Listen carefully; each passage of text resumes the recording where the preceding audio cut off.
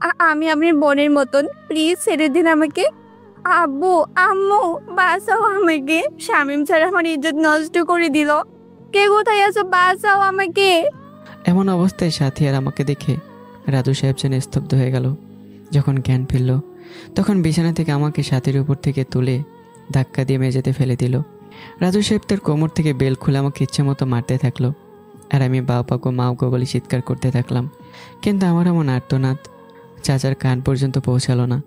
এবং কেমনভাবে মেরে চলেছে, গায়ের চামড়া যেন ছিলে গেছে। শামীমকে অমন করে মারছো কেন? এই এতিমের বাচ্চা আজ আমার কলিজার টুকরা মেয়ের ইজ্জতের ওপর হাত দিয়েছিল। যদি আমি সময় মতো বাসায় না আসতাম তাহলে আজ সে আমার মেয়ের কি যে করত। আগেই বলেছিলাম তোমাকে, দেখলে তো আজ তার প্রমাণ।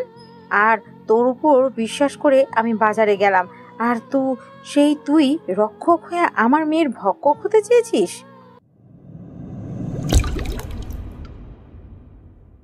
এতিমখানার বারান্দায় বসে কান্না করছি। একটু আগে মাদ্রাসার সুপার আমাকে মোটা ব্যাট দিয়ে মেরেছে। আসলে আমি কোনো দোষ করিনি। আজ কয়েকদিন থেকে মাদ্রাসার সুপার আমাকে বলতেছে এখান থেকে চলে যেতে। আর আমি ঢাকায় বড় একটা নাম করা ইউনিভার্সিটিতেও সুযোগ পেয়েছি। এই এতিমখানাটা চালায় বাইরের দেশের কোনো এক নাম করা বড় লোক। এখানে আরবির পাশাপাশি বাংলা ইংরাজি সবই পড়ানো হয়। এই এতিমখানায় যাদের বাবা মা দুনিয়াতে নেই এবং কোনো আত্মীয় স্বজন থাকে না, তাকে এখানে নিয়ে আসা হয়। এটা নীলফামারী জেলার কিশোরগঞ্জ থানা মাগুরা ইউনিয়নে। আমার বাবা মা মারা যাওয়ার পর আমি ছোটো থাকতে মাদ্রাসায় আসি। আমি এখান থেকে পড়াশোনা করে অনেক ভালো রেজাল্টও করি। আর এতিমখানার নিয়ম হচ্ছে ইন্টার পাস করার পর এখানে কেউ থাকতে পারে না। তাই আমি যখন ভালো রেজাল্ট করি এবং শহরের নাম করে ইউনিভার্সিটিতে সুযোগও পেয়েছি, তাই কয়েকদিন থেকে এতিমখানার সুপার আমাকে যেতে বলতেছে এবং ঢাকা শহরে থাকার জন্য আমার সব ব্যবস্থাও করে রেখেছে। আমি এতিমখানার সুপারকে আব্বা বলে ডাকি। কিছুক্ষণ আগেই বাবা শামীম, তুই কি সিদ্ধান্ত নিলি? আব্বা, আমি শহরে যাব না তোমাকে ছেড়ে, আমি এখানেই থাকবো তোমাদের সাথে। দেখ বাবা, এখানে একটা নিয়ম আছে যা আমি ভাঙতে পারি না, আর আমি চাই তুই জীবনে অনেক বড় মানুষ হ। আব্বা, আমাকে এখানে এক কোণে জায়গা দিও, আমি এখানে নিজেকে মানিয়ে নেব। আমাকে সারাদিন একবার খেতে দিও। আমি চাইলেও এসবের কিছুই করতে পারবো না। আমার কথা শোন, শুধু তুই না, যে যে ইন্টার পাস করেছে সবাই চলে গেছে, শুধু তুই আছিস। আর কয়দিন থেকে আমার কোনো কথা শুনতেছিস না তুই। অন্য শিক্ষকগুলো আমাকে দোষ দিতেছে, তোকে আমার সন্তানের মতো দেখি বলে তোকে এখান থেকে যেতে দিতেছি না। শোন বাবা, তুই শহরে গেলে এমন বোকা থাকবি না, সেখানে অনেক ভালো ভালো বন্ধু পাবি। শহরে থাকলে পড়াশোনা শেষ করে চাকরি পাবি, পরে বিয়ে করবি, সংসার করবি, তোর ছেলে মেয়ে হবে, তাদের মানুষের মতো মানুষ করবি। আব্বা, আমি এমন জায়গায় থাকতে পারবো না, আমাকে জোর করো না, আমি যাব না, আমি এখানেই থাকবো। আর কে কি তোমাকে বলে বলুক, আমি শুনবো না, যাব না আমি। সুপার আমার এমন কথা শুনে মোটা বেত দিয়ে আমাকে ইচ্ছা মতো মারতে থাকে, কিন্তু আমি তার কোনো উত্তর দিই না আর কান্নাও করি না। শেষে যখন আমাকে ঘাট ধাক্কা দিয়ে বের করে দেয়, তখন আমি বারান্দায় বসে কান্না করতে থাকি। আসলে এভাবে কেউ কাউকে মারে না, বা কোনো মাদ্রাসার বা কোনো এতিমখানার সুপারও কাউকে এভাবে মারে না, কিন্তু তাকে আমি বাবার মতোই দেখি আর সে আমাকে ছেলের মতো দেখে, তাই এমনটা। এখানে আমার একজন বন্ধু ছিল, তাকে একজন বড় লোক নিয়ে যায় আর তাকে নিজের ছেলে হিসেবে তাদের কাছে রাখে। তার অবশ্যই আমাকেও নিতে চেয়েছিল, কিন্তু আমি এখানে কষ্টে থাকবো, তবু আপন মানুষদেরকে এখানে ছেড়ে কোথাও আমি যাব না। এই এতিমখানার সবাই আমাকে অনেক পছন্দ করে আর ভালোবাসে, কারণ আমি কখনো কারোর সাথে কোনো অন্যায় করিনি। নিজের দোষ না থাকলেও অন্যের দোষ নিজের মাথা পেতে নেই। কারো গায়ে হাত তোলা বা কারো মুখের উপর কথা বলা, এগুলো আমি কখনোই করিনি। পারলে মানুষকে উপকার করি। আমি এতটাই সহজ সরল, যে যাই বলুক না কেন আমি সেটাই মেনে নেই, আর আমার নিজের কোনো ইচ্ছা বা আশাও নেই। সবাই যখন খেলায় ব্যস্ত, তখন আমি কান্না করতে ব্যস্ত। আমি সব খেলাই জানি আর অনেক পুরস্কারও পেয়েছি, কিন্তু আজ আর আমি আর খেলতে যেতে পারলাম না। এমন সময় হঠাৎ সব শিক্ষক সুপারকে যা নয় তাই বলতেছে। এর কারণ অবশ্য আমি আবার চোখের পানি মুছে একটু সামনে এগিয়ে গেলাম। সুপার সবাইকে বোঝাতে চাচ্ছে, কিন্তু কেউ বুঝতেছে না, তাই আমি নিজে অফিসে ঢুকলাম। আব্বা, আমি ঢাকা যাব, এখানে থাকবো না। আর স্যার, আমার আব্বাকে কেউ কিছু বলবেন না। সবাই আমার কথা শুনে মুখ বন্ধ করে নিল। কবে যাবি? সন্ধ্যা তো হয়ে যাচ্ছে, কাল রাতের বাসে চলে যাব। শোন বাবা, তোর কোনো কষ্ট হবে না। আমার একজন ভালো বন্ধু ঢাকা শহরে আছে, তার মেয়েকে পড়াবি। আর তার বাসায় থাকা খাওয়া করবি। আমি তোকে কালকের ঠিকানা লিখে দিব। তারপর সেখান থেকে আমি বের হয়ে উজু করতে গেলাম। উজু করে মাগরিবের নামাজ পড়ে নিজের রুমে গেলাম। এই তো কয়েকদিন আগের কথা। আরও 6 জন ছিল আমার সাথে, তারাও চলে গেছে তাদের নতুন ঠিকানায়। শুধু আমি এখনও পড়ে আছি। পুরো রাত আমি কান্না করে আজ এত বছর ধরে এক জায়গায় আছি, তার মায়া কাটিয়ে উঠতে পারছি না। এত মানুষ এত ভালোবাসা ছেড়ে কেমন করে যাব? ওই শহরের মানুষগুলো তো আর আমার আপন কেউ না। কোনো রকম ফজর পর্যন্ত জেগেছিলাম, মানে কান্না করেছি পুরো মেয়েদের মতো। সত্যিকারের আমার পাশে থাকবে এমন কেউ নেই। আমাকে শুধু আমার বন্ধু ভালোবাসতো আর এতিমখানার সুপার। এখন তো আর আমাকে কেউ ভালোবাসবে না। একা মানুষ। মা বাবা মারা যাওয়ার পর থেকে খুব একা আমি। আমার জীবনের কাউকেই পাইনি। ফজরের নামাজ পড়ে এসে আমি ঘুমাতে চলে যাই। সারা রাত ঘুমাইনি, রাতেও কিছু খাইনি, তাই ঘুমাতে গেলাম। আর যদি আমি এই রুম ছেড়ে দিই তাহলে নতুন 7 জন ছেলে এখানে ঢুকবে। জোহরের আগে আমার ঘুম ভাঙে। আমি গোসল সেরে কাপড় পরে উজু করে নামাজ পড়ে এসে একটু খেলাম। তারপর রুমে গিয়ে আমার কাপড় গোছানো শুরু করে দিলাম। আমি আজ যে শার্টটা পরেছি, এই শার্টের ভেতরতে আরও 5 জন ঢুকতে পারবে। এখানে এতিমদেরকে বাহিরের দেশের মানুষগুলো ব্যবহার করা পুরাতন পোশাক দেয়, তাই তো কারোকে ঠিক মতো পোশাক লাগে না। আর যে পাজামা পরেছি সেটা অবশ্য ঠিক আছে। এরকম আরও 8টা শার্ট আর প্যান্ট আমার আছে। সব কিছু গুছিয়ে নিয়ে আমি এক এক করে সব এতিম ছেলেগুলোর সাথে দেখা করে নিলাম। তারপর সব শিক্ষকের কাছে গেলাম দোয়া চাইতে। সবার শেষে আমি সুপারের রুমে গেলাম। সেখানে গিয়ে দেখি সুপার জানালার কাছে দাঁড়িয়ে কান্না করতেছে। আব্বা, আমি চলে যাচ্ছি, দোয়া করো, আর মনে হয় দেখা হবে না। সাথে সাথে এতিমখানার সুপার আমাকে জড়িয়ে ধরে কান্না করতে থাকলো। কাঁদবেই না বা কেন? এত বছর ধরে যাকে নিজের ছেলের মতো করে দেখে এসেছে, আর সেই ছেলে তাকে ছেড়ে অনেক দূরে চলে যাচ্ছে। সুপারের কলেজটা মনে হয় এখান থেকে চলে যাচ্ছে। ভাবতেই তার চোখ দিয়ে বৃষ্টি ঝরছে। বাবারে, কালকের মারগুলো তোর খুব লেগেছিল তাই না রে? না বাবা, একটুও লাগেনি। বাবা তার ছেলেকে মারবে না তো কে মারবে? বাবা, তোকে ইচ্ছে করে মারি নাই রে। তোকে যে ছেড়ে দিতে ইচ্ছে করতেছে না। আমার যে প্রাণটাই উড়ে যাবে রে। এই হাত দিয়ে তোকে কখনো মারি নাই, আর কালকে তোকে খুব মেরেছি রে বাবা। বাবা কেঁদো না, আমার সাথে কি তোমার দেখা হবে না আর? ছুটি পেলে তোর সাথে দেখা করতে যাব বাবা। আর শোন, ওখানে গিয়ে কোনো অন্যায় খারাপ কাজ কিছুই করবি না। আর যে তোর উপকার করবে তার জন্য প্রয়োজন হলে জীবনও দিবি।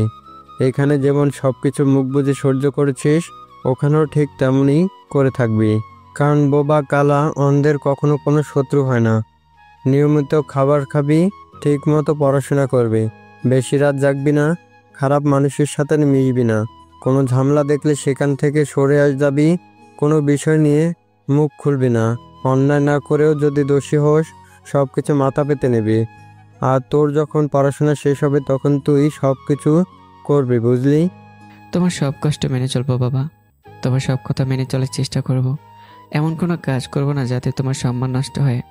আর বাবা, সাহেব যদি কখন আমার খোঁজ করতে আসে তাহলে আমার ঠিকানা তাকে দিও। এই যে ঠিকানা, ঢাকায় নেমে যাকে জিজ্ঞেস করবি সেই তোকে ঠিকানায় জায়গায় পৌঁছে দেবে। আর এখানে কলেজের ঠিকানা আছে, আমার বন্ধু রাজুকে বললে তোকে চিনিয়ে দিবে।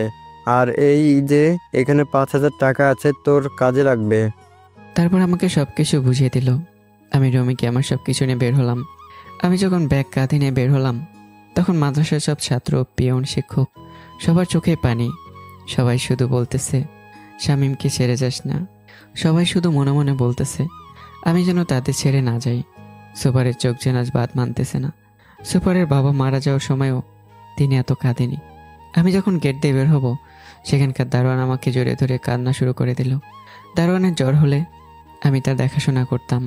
দারোয়ান লোককে বিড়ি সিগারেট খেলে আমি তাকে নানা রকম কথা বলে বোঝাতাম। দারোয়ানের খুব কাছের মানুষ ছিলাম আমি। দারোয়ান কাঁদতে কাঁদতে আমার পায়ে পড়ে গেল, আর আমি সাথে সাথে তাকে বুকে জড়িয়ে নিলাম।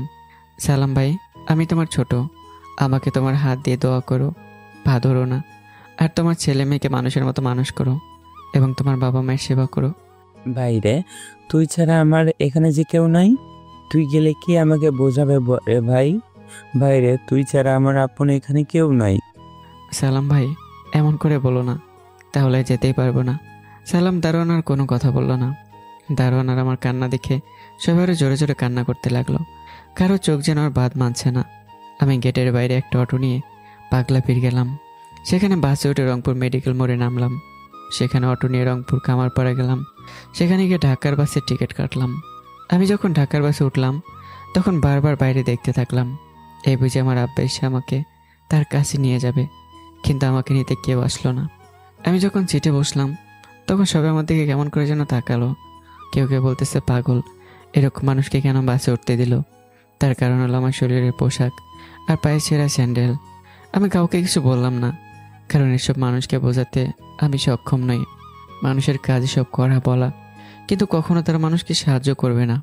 আমার সাথে যে সিট ছিল সে আমার কাছ থেকে উঠে অন্য সিটে গিয়ে বসলো। বাস চলতে থাকলো অজানার পথে। ভারী জমাচ্ছি অন্য কোনো জায়গায়। কপালে আমার যদি সুখ নামক বস্তুটা ধরা দেয়। গাড়ি মাঝরাতে গিয়ে সিরাজগঞ্জে থামলো। বাসের যাত্রীগুলো সেখানে নেমে হালকা খাবার খেয়ে নিল, কিন্তু আমি কোনো কিছুই খেলাম না, আর আমাকে কেউ খেতে বললো না। যাত্রা বিরতির পর বাস আবার চলতে থাকলো। আমি আবারও ঘুমিয়ে গেলাম। ভোরবেলা বাস ঢাকা পৌঁছায়। বাসের হেল্পার আমাকে ডেকে তুলে বাস থেকে নামতে বলল, আর বললাম আমরা ঢাকা এসে গেছি।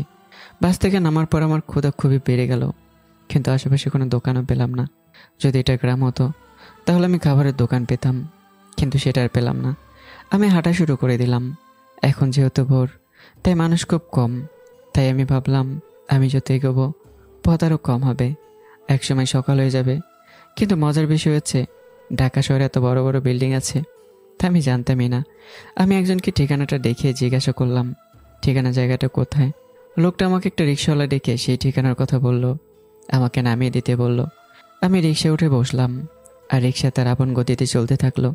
এক সময় আমার ওই ঠিকানায় রিক্সা গিয়ে দাঁড়ালো। রিক্সাওয়ালা আমাকে বলল এটাই সেই ঠিকানা। আমি পকেট থেকে টাকা বের করে রিক্সাওয়ালাকে দিলাম। আমি যখন সেই বাসার ভিতরে ঢুকতে যাব তখন দারোয়ান আমাকে ঢুকতে দিতে চায় না, কারণ আমার শরীরের পোশাক।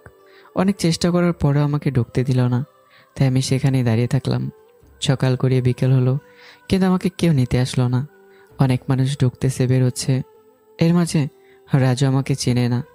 রাত হলো তবুও কেউ এলো না আমাকে নিতে। রাত অনেক বৃষ্টি হচ্ছে, দারোয়ান তবুও আমাকে মাথা লুকানোর জায়গা দিল না। রাত যখন 11টা বাজে, 9 তলা থেকে রাজু দেখলো একটা ছেলে ব্যাগ কাঁধে দাঁড়িয়ে আছে, যাকে আজ বেশ অনেকবার দেখেছে। তখন রাজুর মনে পড়ে গেল আজ তো তার বন্ধুর মাদ্রাসার ছাত্র আসার কথা। তখন রাজু আর দেরি না করে ঘর থেকে ছাতা বের করে নিচে আসে। এই ছেলে, তুমি রহিমের ছাত্র না? জি সাহেব। আরে তুমি এখানে দাঁড়িয়ে কেন? ভিতরে যেতে পারলে না কেন? আমি তখন দারোয়ানের দিকে তাকালাম। দারোয়ান লজ্জার ভয়ে মাথা নিচু করে ফেললো। দারোয়ান বুঝে গেল সে আমার সাথে অন্যায় করে ফেলেছে। না মানে সাহেব, আমি তো জানি না আপনার ঘর কোনটা, তাই যায়নি। রহিম যা বলেছি ঠিক তেমন তুমি। আমি বুঝে গেছি কেন তুমি ভিতরে ঢোকো নাই। এবার চলো ভিতরে। ভেতরে ঢোকার আগেই দারোয়ানকে রাজু বলে দিল এরকম বল যেন দ্বিতীয়বার সে না করে। আর আমি রাজুর সাথে সাথে ভেতরে ঢুকলাম। যখন বিল্ডিংটার দিকে তাকালাম আমি অবাক হয়ে গেলাম, এত বড় বিল্ডিং হতে পারে। আমি শুধু এতদিন বিল্ডিংয়ের কথা বইয়ে পড়েছি, আর আস্তে বাস্তবে দেখলাম বিল্ডিংটা প্রায় 25 তলার হবে। আমি মাথা উঁচু করে তাকিয়ে দেখতেছি। রাজু পিছনে ঘুরে দেখে আমি বিল্ডিংটা চোখ বড় বড় করে দেখতেছি। আর এদিকে বৃষ্টিও হচ্ছে। এমনিতে আগে থেকে কাক ভেজা হয়ে আছি, তাই রাজু বলল তুমি যেহেতু এখন থেকে এখানে থাকবে, সেহেতু তুমি সবকিছু পড়েও দেখতে পারবে। আর দেখো কেমন ভিজে গেছো। এভাবে বৃষ্টিতে ভিজলে তোমার জ্বর হতে পারে। ভিতরে আসো। আচ্ছা সাহেব। বাধ্য ছেলের মতো আমি রাজুর সাথে গেলাম। রাজুকে লিফটে উঠলো আর আমাকে উঠতে বলল। আমি উঠলাম। আমি ওঠার কিছুক্ষণ পর লিফটের দরজা অটো বন্ধ হলো, আর রাজু বাটন 9 চাপ দিল। আমি ভয় পেয়ে গেলাম, আর লিফট তখন উপরে উঠতে থাকলো। আমি মনে মনে দোয়া দরুদ পড়তে থাকলাম। আমি জীবনে এমন করে কোনোদিন লিফটে উঠিনি। প্রায় মিনিট খানেক পরে আমরা লিফট থেকে নামলাম। সিঁড়ি আছে, তবে সময় লাগবে বলে লিফটে করে এসেছি। তারপর বাসার ভেতরে ঢুকলাম। এই হচ্ছে তোমার রুম। এখানে বাথরুমে সবকিছুই আছে। তুমি আগে গিয়ে ভিতরে ঢুকে ফ্রেশ হয়ে এসো। আমি বুয়াকে তোমার খাবার দিতে বলি, তারপর সবার সাথে সবার পরিচয় করে দিব। আমি মাথা নাড়িয়ে হ্যাঁ বললাম। তারপর রুমে ঢুকলাম। রুমটা আগে থেকে সাজানো ছিল। একটা রুমে যা যা লাগে তার সব কিছুই আছে রুমের মধ্যে। আমি রুমে এত কিছু দেখে অনেকটা অবাক হলাম, কারণ এর আগে আমি এমন রুম দেখিনি। আর খাট, আমি তো জীবনে খাটে থাকিনি। আর এখানে যে খাট আছে, সোফা আছে, টিভি আছে, শোকেস আছে, আলনা, আলমারি, ড্রেসিং টেবিল, সব কিছুই আছে। আমি এত কিছু দেখে মনে মনে ভাবতেছি যে শহরকে আছি নাকি। তাই আমি আমার হাতে একটা চিমটি কাটলাম। আমি আর অত কিছু না দেখে ফ্রেশ হতে চলে গেলাম নিজের ব্যাগ রেখে। ফ্রেশ হয়ে এসে আমি একটা ভালো দেখে শার্ট আর প্যান্ট পরলাম, কিন্তু আমার শরীরের চেয়ে দুটো অনেক বড় আর অনেক ঢোলা। আমি বাইরে বের হয়ে ডাইনিং টেবিলে বসে কাচের প্লেটে খাবার খেলাম। এরকম খাবার আমি আমার জীবনেও খাইনি, তা আবার এমন আলিশানভাবে। খাওয়া শেষ হলে আমাকে রাজু সোফাতে বসতে বলল। আমি রাজু সাহেবের কথা মতো খাবার টেবিল থেকে উঠে সোফা দিকে বসলাম। রাজু তার বউ, ছেলে মেয়ে সবাইকে ডেকে নিয়ে আসলো। সাথী, এই হচ্ছে তোর টিচার, আর মোর্শেদা, রাফি এর নাম শামীম, যার কথা তোমাদেরকে বলেছিলাম। রাজু আর তার 9 বছরের ছেলে রাফি আমাকে মেনে নিতে পারলেও সাথী আর রাজু সাহেবের বউ আমাকে মেনে নিতে পারল না। আমাকে দেখে মা মেয়ে দুজনেই নাকে হাত চেপে ধরল। আব্বু, এই ছেলে তো আমাদের বাসার কাজের লোক হওয়ারও যোগ্যতা রাখে না, আর তার কাছে কি না আমি পড়বো? অসম্ভব আব্বু। তোমার কি কাণ্ডজ্ঞান বলতে কিছু নেই? এসব এতিম ছোট লোক কিসব পোশাক পরেছে, তাকে বাসায় জায়গা দিতেছো? দেখেছো কিসব পরেছে? আর ওর কাপড় থেকে কিসব গন্ধ বের হচ্ছে। প্লিজ ওকে বের করে দাও, আমার দম বন্ধ হয়ে আসছে। মামুনি দেখো, পায়ে ছেঁড়া স্যান্ডেল পরেছে, আর দেখতে কেমন পাগলদের মতো লাগছে। আমি আর কাছে পড়তে পারবো না। আর দেখো, আমাদের দামি সোফা নষ্ট করে ফেললো এই ছেলে। মামুনি বের করো। এই, তোমাদের মা মেয়ের এসব বাজে স্বভাব গেল না কেন? ও গরিব হতে পারে, কিন্তু অনেক ভালো ছেলে। আল্লাহ ওর মতো করে আমাদেরকেও বানাতে পারতেন। মানুষ হয়ে আর একটা মানুষকে কেমন করে ঘেন্না করতে পারো তোমরা? এই হচ্ছে তোমার সমস্যা। এসব ছেলের জায়গা এই বাসাতে হবে না। তুমি নিশ্চয়ই বাসা থেকে বের হতে না চাচ্ছ। শামীম এখানে থাকবে, আর সাথী শামীমের কাছে পড়াশোনা করবে, এটাই শেষ কথা। আর কেউ যদি শামীমের সাথে বাজে ব্যবহার করেছো, তার জায়গা এ বাসাতে হবে না, এই বলে দিলাম। আমাকে দেখে তারা মা মেয়ে দুজনেই না খাদ্যে চেপে ধরল। সাথে ওয়াক্ত করতে করতে বেশি নিয়ে গেল, আর মোর্শেদা বেগম একটু দূরে সরে দাঁড়ালো। আমি তার মা মেয়ের কথা শুনে লজ্জা আর শরমে মাথা নিচু করে রাখলাম। মা মেয়ে দুজনের দিকে তাকালো। সাথীর অবস্থা খারাপ দেখে মোর্শেদা বেগম চোখের ইশারে সাথীকে চুপ থাকতে বললেন, এবং আমাকে তাড়ানোর পায়ে তারা সে করতেছে। সাথী তার মায়ের ইশারা বুঝতে পেরে চুপ করেই থাকলো। আব্বু, আমিও পড়বো শামীম ভাইয়ের কাছে, আর শামীম ভাইয়া সহ অবসর সময়ে খেলা করব। ঠিক আছে, তাই হবে। মোর্শেদার সাথী দুজনেই তাদের রুমে চলে গেল। সাথী তার রুমে গিয়ে ভাবতেছে কি করে আমাকে বাসা থেকে তাড়িয়ে দিতে পারবে। অপরদিকে মোর্শেদা বেগমও তাই ভাবতেছে। রাবি আমার কাছে এসে তার ছোট হাত দুটো দিয়ে আমার মাথা তুলে বলল, ভাইয়া তোমার কি মন খারাপ হয়েছে? ভাইয়া মন খারাপ করো না, আম্মু আর আপু একটু খারাপ। ওদের কথাই কিছু মনে করো না তুমি শামীম। আর শোন, কে কি বলে বলুক, কখনো বাসা ছেড়ে যাওয়ার কথা মুখেও তুলবে না বলে দিলাম। সত্যি বলতে কি, শহরে যেমন ভালো মানুষ আছে, ঠিক ততগুলো খারাপ মানুষও আছে। সবাই তোমার মতো সহজ সোজা না। অন্য কেউ হলে এতক্ষণে ওদের মা মেয়ের কথার উত্তর দিয়ে দিত। না না সাহেব, আমি কিছুই মনে করিনি। তাহলে রুমে গিয়ে ঘুমাও, সকালে আবার কথা হবে তোমার সাথে।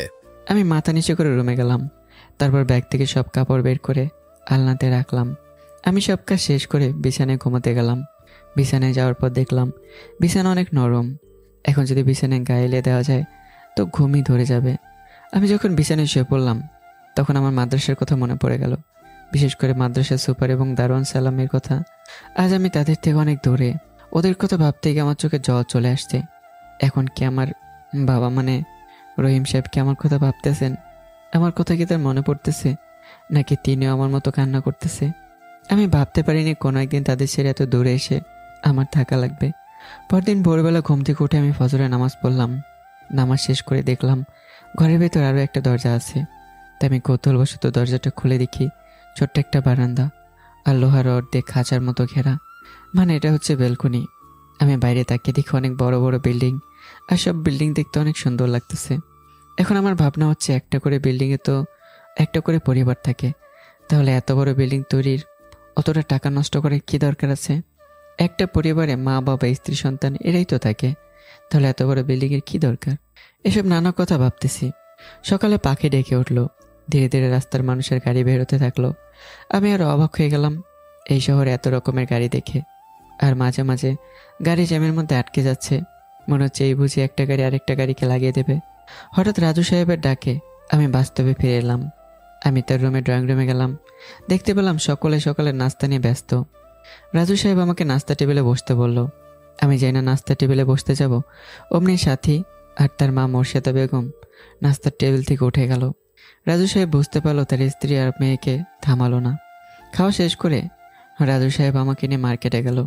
যাওয়ার পথে আমি শুধু শহর আর শহরের মানুষ, গাড়ি, রাস্তা, ভবন এসব কিছুই দেখলাম। আমি এখন বুঝতে পারলাম শহর আর গ্রামের মধ্যে পার্থক্য কী। আর শহরের মানুষগুলোকে দেখে বোঝা যাচ্ছে এখানে কেউ কার আপন নয়, যে যা যার মতো করে চলে, ব্যস্ত সবাই। আমাকে নিয়ে একটা মার্কেট থেকে কিছু শার্ট, প্যান্ট, জুতা আমাকে কিনে দিল। তারপর বাসায় চলে আসলাম। শামীম, যাও এখান থেকে, তোমার যেগুলো পছন্দ সেগুলো পরে আসো। আমি বাধ্য ছেলের মতো গিয়ে সেখান থেকে শার্ট, প্যান্ট, স্যান্ডেল পরে আসলাম। আমাকে এবার এসব পোশাকে পুরো চেঞ্জ লাগছে। রাজু সাহেব তার স্ত্রী মেয়েকে ডাক দিল। তারা আমাকে দেখে অবাক হয়ে গেল। কিছুক্ষণ আগে যে ছেলেকে পাগলের মতো লাগছিল, এখন সেই ছেলেকে পুরাই হিরোর মতো লাগছে। সাথী, এবার ঠিক আছে তো? না আব্বু, ঠিক নেই। পোশাক বদলালেও তো আর মানুষের ইষ্টেটা চাই না। চুপ করো বেয়াদব মেয়ে, যাও বই খাতা নিয়ে পড়ার টেবিলে বসো। এখন তোমাকে শামীম পড়াতে যাবে। আর শোন, শামীমকে ভদ্রতার সহিত স্যার কথাটুকু বলবে, মনে থাকে জানো? সাথে আর ওর বাবার মুখের উপর কোনো কথাই বলতে পারলো না। চুপচাপ পড়ার টেবিলে গিয়ে বসে বলল, কাজটা কি ঠিক করলে তুমি? একটা এতিম ছেলের জন্য নিজের মেয়েকে এভাবে ধমক দিতে পারলে? বেশি কথা বলবে না বলে দিলাম। এতিমরা কি মানুষ না? তারা কি সমাজের ৮-১০ মানুষের মতো চলাচল করতে পারে না? একটা এতিম ছেলের জন্য আমাকে রাগ দেখাচ্ছ? আর এই ছেলের জন্য কেন তুমি এত টাকা ব্যয় করতে গেলে? ও এখন সাথীর শিক্ষক, আর টাকা পয়সা কি কবরে সাথে নিয়ে যাবে নাকি? শোন, এখনো সময় আছে, নিজেকে বদলে ফেলো। শহরের ওই ইট পাথরের মতো হয়ে যেও না, তাহলে পস্তাতে হবে। আমি মাথা নিচু করে সব কথা শুনতেছি। যখন মোর্শেদা বেগম এতিম কথাটা বলে, তখন মনে হয় আমার কলিজাটা ছিঁড়ে যায়। কোন এতিম মানুষগুলো কি কারো ভালোবাসা পেতে পারে না? তাদের কি ইচ্ছে করে না ভালো পোশাক পরি? তারা কি একটু সুখের মুখ দেখতে পারে না? শামীম, তুমি ও ঘরে গিয়ে রাফিয়ার সাথীকে পড়াও। আর শোন, কাল সকালে তোমার ভার্সিটি চিনিয়ে দিব, তারপর একা একা যেও, বুঝলে? আমি মাথা নেড়ে হ্যাঁ জবাব দিলাম। তারপর সাথীর রুমে গেলাম। সেখানে গিয়ে দেখি সাথী বইয়ের উপর মাথা রেখে কি যেন চিন্তা করতেছে। আমি রুমে ঢুকলাম, সাথীকে সালাম দিলাম। তার প্রতি উত্তরে সাথী মুখে বেঞ্চকে কাটলো। আমি আর কোনো কথা না বলেই পড়ার টেবিলের পাশে চেয়ারে বসলাম। আপনি কোন শ্রেণীতে পড়েন? নিউটেন। কোন বিভাগে? মানবিক। আপনার কোন বইটা সমস্যা আমাকে বলুন, আমি তার সমাধান করে দেব। সমস্যা তো আপনি। মানে ঠিক বুঝলাম না। সব বইয়ে সমস্যা আছে আমার। তারপর আমি এক এক করে সাথীর সবগুলো বই প্রথম থেকে শুরু করলাম। কিন্তু বোঝা গেল সাথী মোটেও ভালো ছাত্রী না পড়াশোনার দিক থেকে। কোনো রকম আমি সাথীকে বোঝানো শুরু করলাম, আর সাথীও কিছুটা বুঝতে পারলো। তারপর রাফিকে পড়ানো শুরু করলাম। রাফি ক্লাস 4-এ পড়ে, কিন্তু সাথীর থেকেও রাফি অনেক মেধাবী ছাত্র, তা বুঝতেই পারলাম প্রথম দিন। তবুও তাদের অনেক কিছুই বোঝালাম, শেখালাম। পড়ার কথা ছাড়া একটা বাড়তি কথা বলিনি। সাথে আর রাফিকে পড়িয়ে এসে আমি আবারও রাজু সাহেবের কাছে যাই। রাজু সাহেব তখন পত্রিকা পড়ায় ব্যস্ত। রাজু সাহেব পত্রিকা রেখে আমাকে বলল, তা কেমন দেখলে ওদের পড়াশোনা? সাহেব, আপনার মেয়ে পড়াশোনা একেবারে কাঁচা, আর আপনার ছেলে মাশাআল্লাহ অনেক সুন্দর পড়াশোনা করতে জানে। আমার এমন কথা শুনে রাজু সাহেব বসা থেকে উঠে দাঁড়ালো এবং আমার দিকে আগুন চোখে তাকিয়ে থাকলো। আমি সাহেবের এমন তাকানো দেখে অনেকটা ভয় পেয়ে গেলাম। সাথে সাথে আমি মাথা নিচু করে নিলাম, আর মনে মনে ভাবছি, আমি তো তাকে সত্যি কথা বললাম, তাহলে আমার দিকে এমন করুনি তাকিয়ে আছে কেন? তুমি আমাকে কি বলে ডাকলে সেটা আগে বলো তো। সাহেব, বলছি কোনো কিছু কি ভুল করেছি? আর একবার যদি সাহেব বলেছ তো রহিমকে এক্ষুনি ফোন করে বলে দিব। বেটা আমাকে আঙ্কেল বলে ডাকবে, নয়তো চাচা বলে ডাকবে। তুমি তো গ্রামের ছেলে, আমিও গ্রামের, কিন্তু এই শহরে এসে পুরাই শহরের মানুষ হয়ে গেছি, কিন্তু গ্রামের কিছুই ভুলি নাই। এখন থেকেই চাচা বা আঙ্কেল বলে ডাকবে, তাহলে প্রাণটা জুড়িয়ে যাবে। আমি এবার বুঝতে পারলাম আসল ঘটনা কোথায়। ঠিক আছে চাচা, আপনাকে আমি চাচা বলেই ডাকবো। আমি জানি আমার মেয়েটা পড়াশোনায় অনেক দুর্বল, তাই তো তোমাকে এখানে নিয়ে আসা। আমি চাই আমার মেয়েকে তুমি বই দিক থেকে ভালো করে দিবে। ইনশাল্লাহ চাচা, আমি চেষ্টা চালিয়ে যাব। চাচা, একটা কথা বলি। হ্যাঁ বলো, কি কথা? আব্বাকে একটু ফোন দিবেন, অনেকদিন আব্বার সাথে আমার কথা হয় না। আরে বেটা, আসার 2 দিন হলো, আর তাতেই বলতেছিস অনেকদিন কথা হয় না। এত ভালোবাসিস রহিমকে তুই? ওই একজন ব্যক্তি আছে যে আমাকে নিজের সন্তানের মতো করে ভালোবাসে। চাচা তার পকেট থেকে ফোন বের করে আব্বাকে ফোন দিল। আব্বার সাথে কিছুক্ষণ কথা বলে আমাকে ফোন এগিয়ে দিল। আমি ফোন কানে নিয়ে কান্না শুরু করে দিলাম। আব্বা, তুমি কেমন আছো? আমাকে কি ভুলে গেছো? আব্বা, আমার তোমাকে দেখতে খুব মন চাচ্ছে, তুমি এখানে একবার এসো। যাবো, এভাবে কান্না করিস কেন? এখনো কি তুই ছোট শামীম আছিস? দেখ বাবা, এভাবে কাঁদিস না, আমার অনেক কষ্ট হয়। আব্বার সাথে যত কথা আমি বলেছি সব কথাই কেঁদেই বলেছি। আমি অনেক দুর্বল একটা ছেলে, আমাকে সাহস দেওয়ার মতো ওই একজনই ছিল। বাবা আমাকে নানা রকম কথা বলে বোঝায়, রাজু চাচার পরিবারের সবার কথা শুনতে বলে, কেউ কিছু বললে যেন আমি মন খারাপ না করি, আর কোনো কথা যেন উত্তর না দিই। ভালোভাবে থাকতে বলল, ভালোভাবে পড়াশোনা করতে বলল, ঠিকমতো খেতে বলেছে, আর ওনার কথা চিন্তা যেন না করি, উনি সময় মতো চলে আসবে। আর অনেক কথা বলে ফোন রেখে দেয়। এমনভাবে কান্না করলে রহিম তো মনে করবে আমি তোমাকে কতই না মেরেছি। আর এমন হবে না চাচা। ঠিক আছে, রুমে গিয়ে বিশ্রাম নাও। আমি যখন রুমে চলে যাব ঠিক সেই সময় মনে পড়ে আমার তো বই কেনা হয়নি, তাই রুমে ঢুকতে গিয়েও আবার চাচার কাছে ফিরে আসি। কিছু বলবে কি? চাচা, আমার তো বই কেনা হয়নি। কালকে ভার্সিটি থেকে ফেরার পথে কিনে নিব, বুঝলে? আমি মাথা নেড়ে হ্যাঁ সূচক জবাব দিয়ে রুমে গেলাম।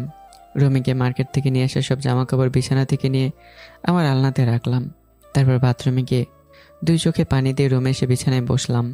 আমি বিছানায় বসে ভাবতে থাকি, দুনিয়ার মানুষগুলো কতই না বিচিত্রময়। একজন ভালো তো দুজন খারাপ। এখানে মানুষের টাকা পয়সা পোশাকই সব কিছু। আমি ভাবি এতিমখানায় অনেক ভালো ছিলাম, ওখানে সবার সাথে মিশতে পারতাম, থাকতে পারতাম। আর এখানে যে যার সে তার। এখানে সে বোঝা গেল আপন ছাড়া পর মানুষ কখনোই ভালো হয় না। হঠাৎ আমার রুমে রাপি চলে আসলো। ভাইয়া চলো বাইরে গিয়ে খেলবো, আমার সব বন্ধুগুলা নিচে আছে। এখানে তো কোথাও খেলার জায়গা নেই ভাই। বাসার নিচে এই যে ফাঁকা জায়গা আছে সেখানে। আমি আর কোনো কথা না বলেই রাফি সহ নিচে চলে আসলাম। এসে দেখে বাসার সামনে তেমন বড় জায়গা নেই, তবে ছোট বাচ্চাদের খেলা করার মতো উপযুক্ত জায়গা আছে। গ্রামের ছেলে মেয়েগুলো কত বড় মাঠে খেলা করে, আর শহরের ছেলে মেয়েগুলো ঘরবন্দি মোবাইল টিভি এসব নিয়ে থাকে। শহরে পা ফেলার জায়গা নেই, আর গ্রামে কত শত জায়গা। গ্রামের ছেলেরা যদি খেলাধুলা করতে চায় তাহলে মানুষের ক্ষেতের জমিতেও গিয়ে করতে পারে, আর এখানকার ছেলেগুলো চাইলেও তা পারে না। রাফির সাথে আমি ক্রিকেট খেললাম। সন্ধ্যার দিকে খেলা শেষ করে আমরা বাসার ভিতরে গেলাম। আমি রুমে গিয়ে ফ্রেশ হয়ে উজু করে নামাজ আদায় করে নিলাম। আর আমি রুমে বসে মাদ্রাসার যে বইগুলো পড়তাম সেগুলো একটু পড়তে বসলাম নিয়ে। রাতে আর আমি চাচার পরিবারের সাথে খেতে যাইনি। আমি জানি আমি যদি সেখানে খেতে যাই তাহলে তারা আর কেউ খাবে না, তাই বুয়াকে বলে খাবারটা রুমেই নিয়ে এসেছি। পরের দিন রাজু সাহেবের সাথে আমি ভার্সিটি যাই। সেখানে গিয়ে সব ফর্মালিটি শেষ করে আমাকে আমার ক্লাসরুম চিনিয়ে লাইব্রেরিতে গিয়ে বই কিনে দেয়। তারপর আমাকে পুরো পথ চিনিয়ে দেয় কীভাবে ভার্সিটি থেকে আসা লাগবে, কিভাবে কোন জিনিস চিনে রাখবো যাতে করে আমি কোনো কিছু বলে না যাই। তাই রাজু চাচা আমাকে সব কিছু বলে দেয়। আমাকে বাসায় নামিয়ে দিয়ে চাচা তার অফিসে চলে যায়। আমি বাসায় যাওয়ার পর মোর্শেদা বেগম দেখে তার স্বামী নেই, আর তাই সে আমাকে বলে, দেখ বাপু, তুমি আমাদের এখানে থাকতেছো, খাচ্ছো, পড়ছো, আমরা তোমাকে মানা করব না, কিন্তু এর বিনিময়ে তো আমাদের কিছু কাজ করে দিতে পারো। অবশ্যই চাচিমা। এই ছোট লোকের এতিম ছেলে কিসের চাচিমা রে? আমাকে ম্যাডাম ডাকবি, আর আমার মেয়েকে ছোট ম্যাডাম ডাকবি, বুঝলি? আমি চাচির এই এতিম কথাটা শোনার পর আমার ভেতরটা কেমন যেন রক্তক্ষরণ হতে থাকে। না চাইতেও চোখ দিয়ে পানি চলে আসে। আমি হাতের উল্টো পিঠ দিয়ে চোখের পানি মুছে বললাম, ঠিক আছে ম্যাডাম, বলেন কি করতে হবে আমাকে। তোমার দ্বারায় কাজ করে নিলে আবার আমার স্বামীকে বলে দিবে না তো? বলবো না ম্যাডাম। ওই যে বাথরুমে কাপড় দেখছো, যাও সব ধুয়ে ছাদে শুকাতে দিবে। আমি আর কোনো কথা না বলেই বাথরুমে চলে যাই। বাথরুমে ঢুকে দেখি মনে হয় সারা বছরের কাপড় এতদিনে মনে হয় ধোয়নি, আমার জন্যই মনে হয় রেখে দিয়েছে, মানে আমাকে দিয়ে সব ধুয়ে নেবে আর কি। আমি আর কোনো কিছু না বলে কাপড়গুলো ধুতে থাকলাম। এখনও বইগুলো ড্রয়িং রুমের সোফাতে পড়ে আছে, ঘরেও রাখতে পারিনি। তার আগে আমাকে কাজে লাগিয়ে দিল। আর ওইদিকে মেয়ে। মামনি, তোমার মাথায় অনেক বুদ্ধি আছে তো দেখছি। ওকে কয়দিনের মধ্যে বাসা ছাড়া করব, তুই শুধু দেখতে থাক। আমি তো চাই মামনি, আর এই এতিমের বাচ্চার কাছে পড়তে আমার ভালো লাগে না মামনি। কষ্ট করে কয়টা দিন সহ্য করো আম্মু, দেখবে নিজে নিজে চলে যাবে। এমন অত্যাচার শুরু করে দিব যা ভাবতে পারবি না। ওরা হয়তো জানে না আমি মাদ্রাসায় থাকা অবস্থায় সব কাজ করতাম। এসব আমার কাছে কিছুই না। সব কাপড়গুলো বালতিতে নিয়ে ছাদে শুকাতে দিই। কিন্তু হঠাৎ লক্ষ্য করলাম সাথীর জামা আর চাচির জামা কাপড় ধুতে গিয়ে ছিঁড়ে গেছে। তবুও ভয় ভয় সব কাপড় চোপড় শুকিয়ে দিয়ে নিচে চলে আসলাম। এবার একটু পুরো বাসা পানি আর পুরাতন কাপড় দিয়ে পরিষ্কার করো। বুঝলাম না ম্যাডাম। এই সমস্যা এতিমের বাচ্চাকে নিয়ে কোনো কথাই বোঝে না। এই যে মেঝে দেখতেছিস, সবগুলো রুমের মেঝে পরিষ্কার করবি, বুঝেছিস? আমি এবার বুঝতে পেরে বালতিতে করে পানি নিয়ে আসলাম। তারপর সবার রুমে গিয়ে মেঝে ধুয়ে মুছিয়ে পরিষ্কার করলাম। যখন সাথীর রুমে গেলাম তখন আমি দেখি সাথী মোবাইলে খুব খারাপ ভিডিও দেখতেছে। আমি যে রুমে ঢুকেছি সাথী তা বুঝতে পারিনি। যখন আমি হালকা কাশি দিলাম মাথা নিচে করে, তখন সাথী মোবাইল থেকে চোখ সরিয়ে আমাকে দেখে। আমাকে দেখে সাথী অনেকটা ভয় পেয়ে যায়। সাথী তখন কৌশল অবলম্বন করে। সাথী এসে আমাকে জড়িয়ে ধরে। হঠাৎ সাথী এসে এমন করাতে আমার হাত থেকে পানির বালতি পড়ে যায়, আর সাথে সাথে সাথীকে দূরে সরিয়ে দিই। ছি ছি, কী করতেছেন আপনি ম্যাডাম? কই কি করতেছি, তুইও মজা নে, আমাকে মজা দে। ছি ম্যাডাম, আপনি অতটা খারাপ হবেন আমি ভাবতেও পারিনি। শোনেন ম্যাডাম, আপনি আপনার স্বামীর আমানত, সুতরাং নিজেকে সংযত রাখার চেষ্টা করুন। আর আপনি যদি রুম থেকে বের হন তো রুমটা আমি পরিষ্কার করতাম।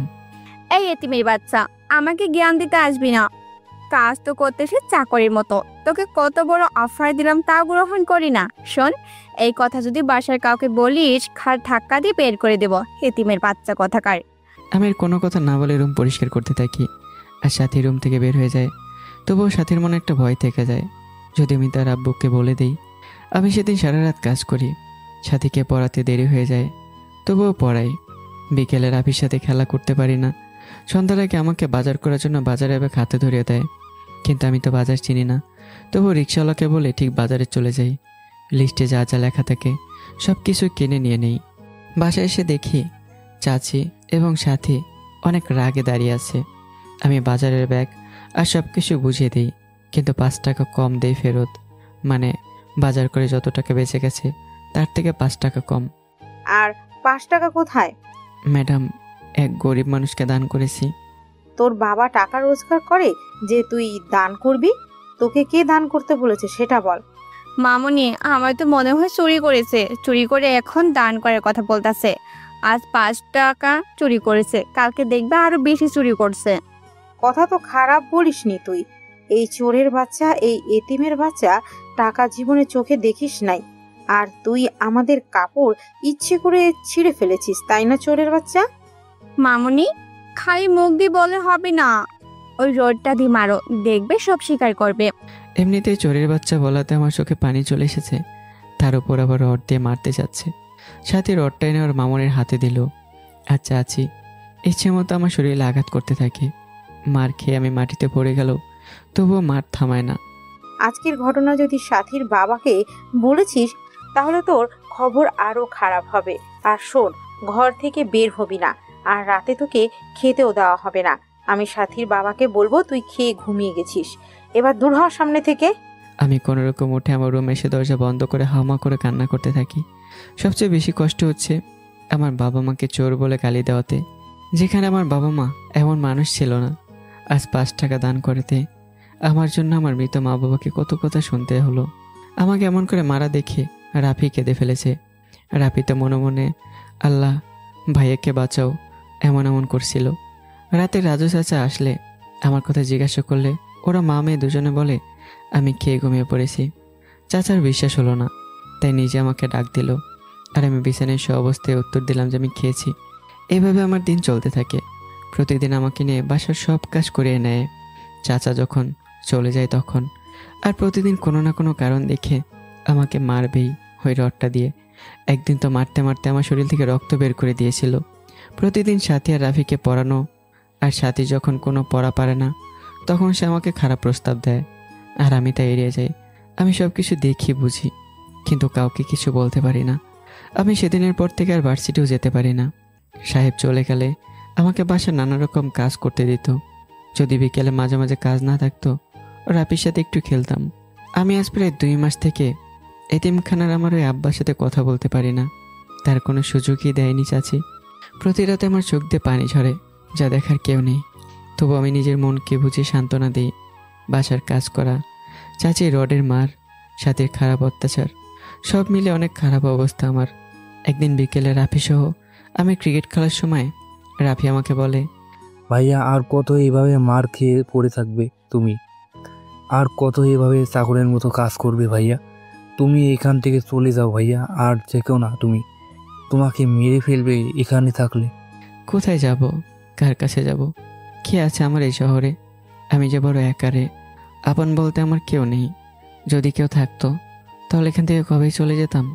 ভাইয়া তুমি এখানে থেকে চলে গিয়ে অন্য কাউকে টিউশন করাও। তোমার মতো করে কেউ পড়াতে পারে না, তোমার মতো করে কেউ বোঝাতে পারে না। কে দিবে আমাকে টিউশন? কার কাছে যাব আমি? আব্বুকে বলে দেখো। না রে, না। যদি বলি তাহলে তোর আব্বু সব জেনে যাবে, তখন অনেক সমস্যা হবে। আমি চাই না আমার কারণে কারো কোনো সমস্যা হোক।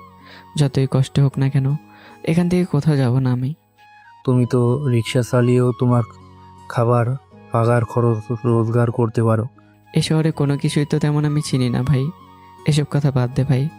আমার নসিবে উপরওয়ালা যা রেখেছে তাই হবে। আমি চাইলেও তো পরিবর্তন করতে পারবো না, কারণ আল্লাহ উপর থেকে সব ঠিক করে দিয়েছেন। নে চল খেলি। যাই হোক, আমার মনের কষ্ট বোঝার মতো ছোট্ট রাপি তো আছে। এত কষ্ট যা বলে বোঝাতে পারবো না আমি। আর আমাকে বোঝার মতো কেউই নেই। যাদের আপন মনে করি তারাই তো দূরে ঠেলে দেয়। মা মেয়ে আমাকে নিয়ে অনেক চিন্তায় পড়ে গেছে। এত অত্যাচার করার পর আমি যাচ্ছি না কেন? খেতে না দিলেও বলি খেয়েছি, তবুও আছি, কোনো কিছুই বলতেছি না। আরে আমি বাসায় এসেছি থেকে সাথী আর চাচি কোনো রাতে পার্টিতে যেতে পারতেছে না।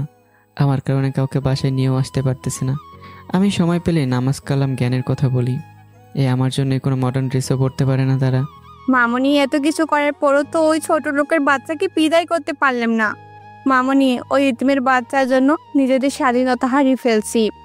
তোর বাবাকে তো ভয় হয় না জানি, না জানি কবে তোর বাবাকে সব কিছু বলে দেয় এই এতিমের বাচ্চাটা। আর তো কোনো উপায় দেখতেছি না। উপায় একটা আছে মামনি, যদি তুমি আমাকে সাহায্য করো তো।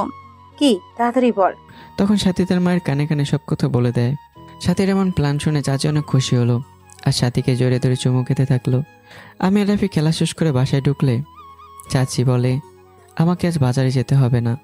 আর চাচি নিজে বাজারে যাবে, তার কিছু কেনাকাটার বাকি আছে, আর সাথে রাফিকে নিয়ে যাবে। চাচি বাসা থেকে বের হওয়ার সময় সাথীকে চোখ টিপে রাফিকে নিয়ে বাসা থেকে বের হয়ে গেল। চাচি যাওয়ার প্রায় 2 ঘন্টা হলো, তবুও আসলো না। আমি আমার রুমে পড়াশোনা করতে থাকলাম। এমনিতে একদিকে ভার্সিটি যেতে পারি না। হঠাৎ করে সাথী আমাকে তার রুমে ডাক দিল। আমি সাথে সাথে সাথীর রুমে চলে গেলাম। আমি সাথীর রুমে ঢোকা মাত্রই সাথী আমাকে বিছানায় ফেলে দেয় আর আমার শরীরের উপর উঠে সাথী তার নিজের গায়ে জামা কাপড় ছেড়ে ফেলে। আমি তাকে বারবার বলতেছি এসব কী করতেছেন ম্যাডাম, কিন্তু সাথী তো শুনতেইছে না। আমি যে সাথীর রুমে ঢুকেছি কাজের বউ তার রান্নাঘর থেকে দেখেছে, কিন্তু আমি সাথীর রুমে ঢোকার পর দরজা বন্ধ করার মানে সে বুঝলো না। হঠাৎ করে সাথী বাঁচা বাঁচাও করে চিৎকার করতে থাকলো। সাথী চিৎকার শুনে কাজের বউ দরজা ধাক্কাতে থাকে। এদিকে আমি সাথীকে বারবার বলতেছি প্লিজ আমার শরীরের উপর থেকে উঠুন। আর এভাবে নিজের শরীরে কাপড় ছেড়ে চিৎকার করতেছেন কেন ছোট ম্যাডাম? আমার কথা সাথী যেন কানেই নিচ্ছে না। সে বাঁচা বাঁচা বল চিৎকার করতেছে। এদিকে কাজের বউ দরজা ধাক্কা দিতেই থাকে, কিন্তু দরজা খুলে না।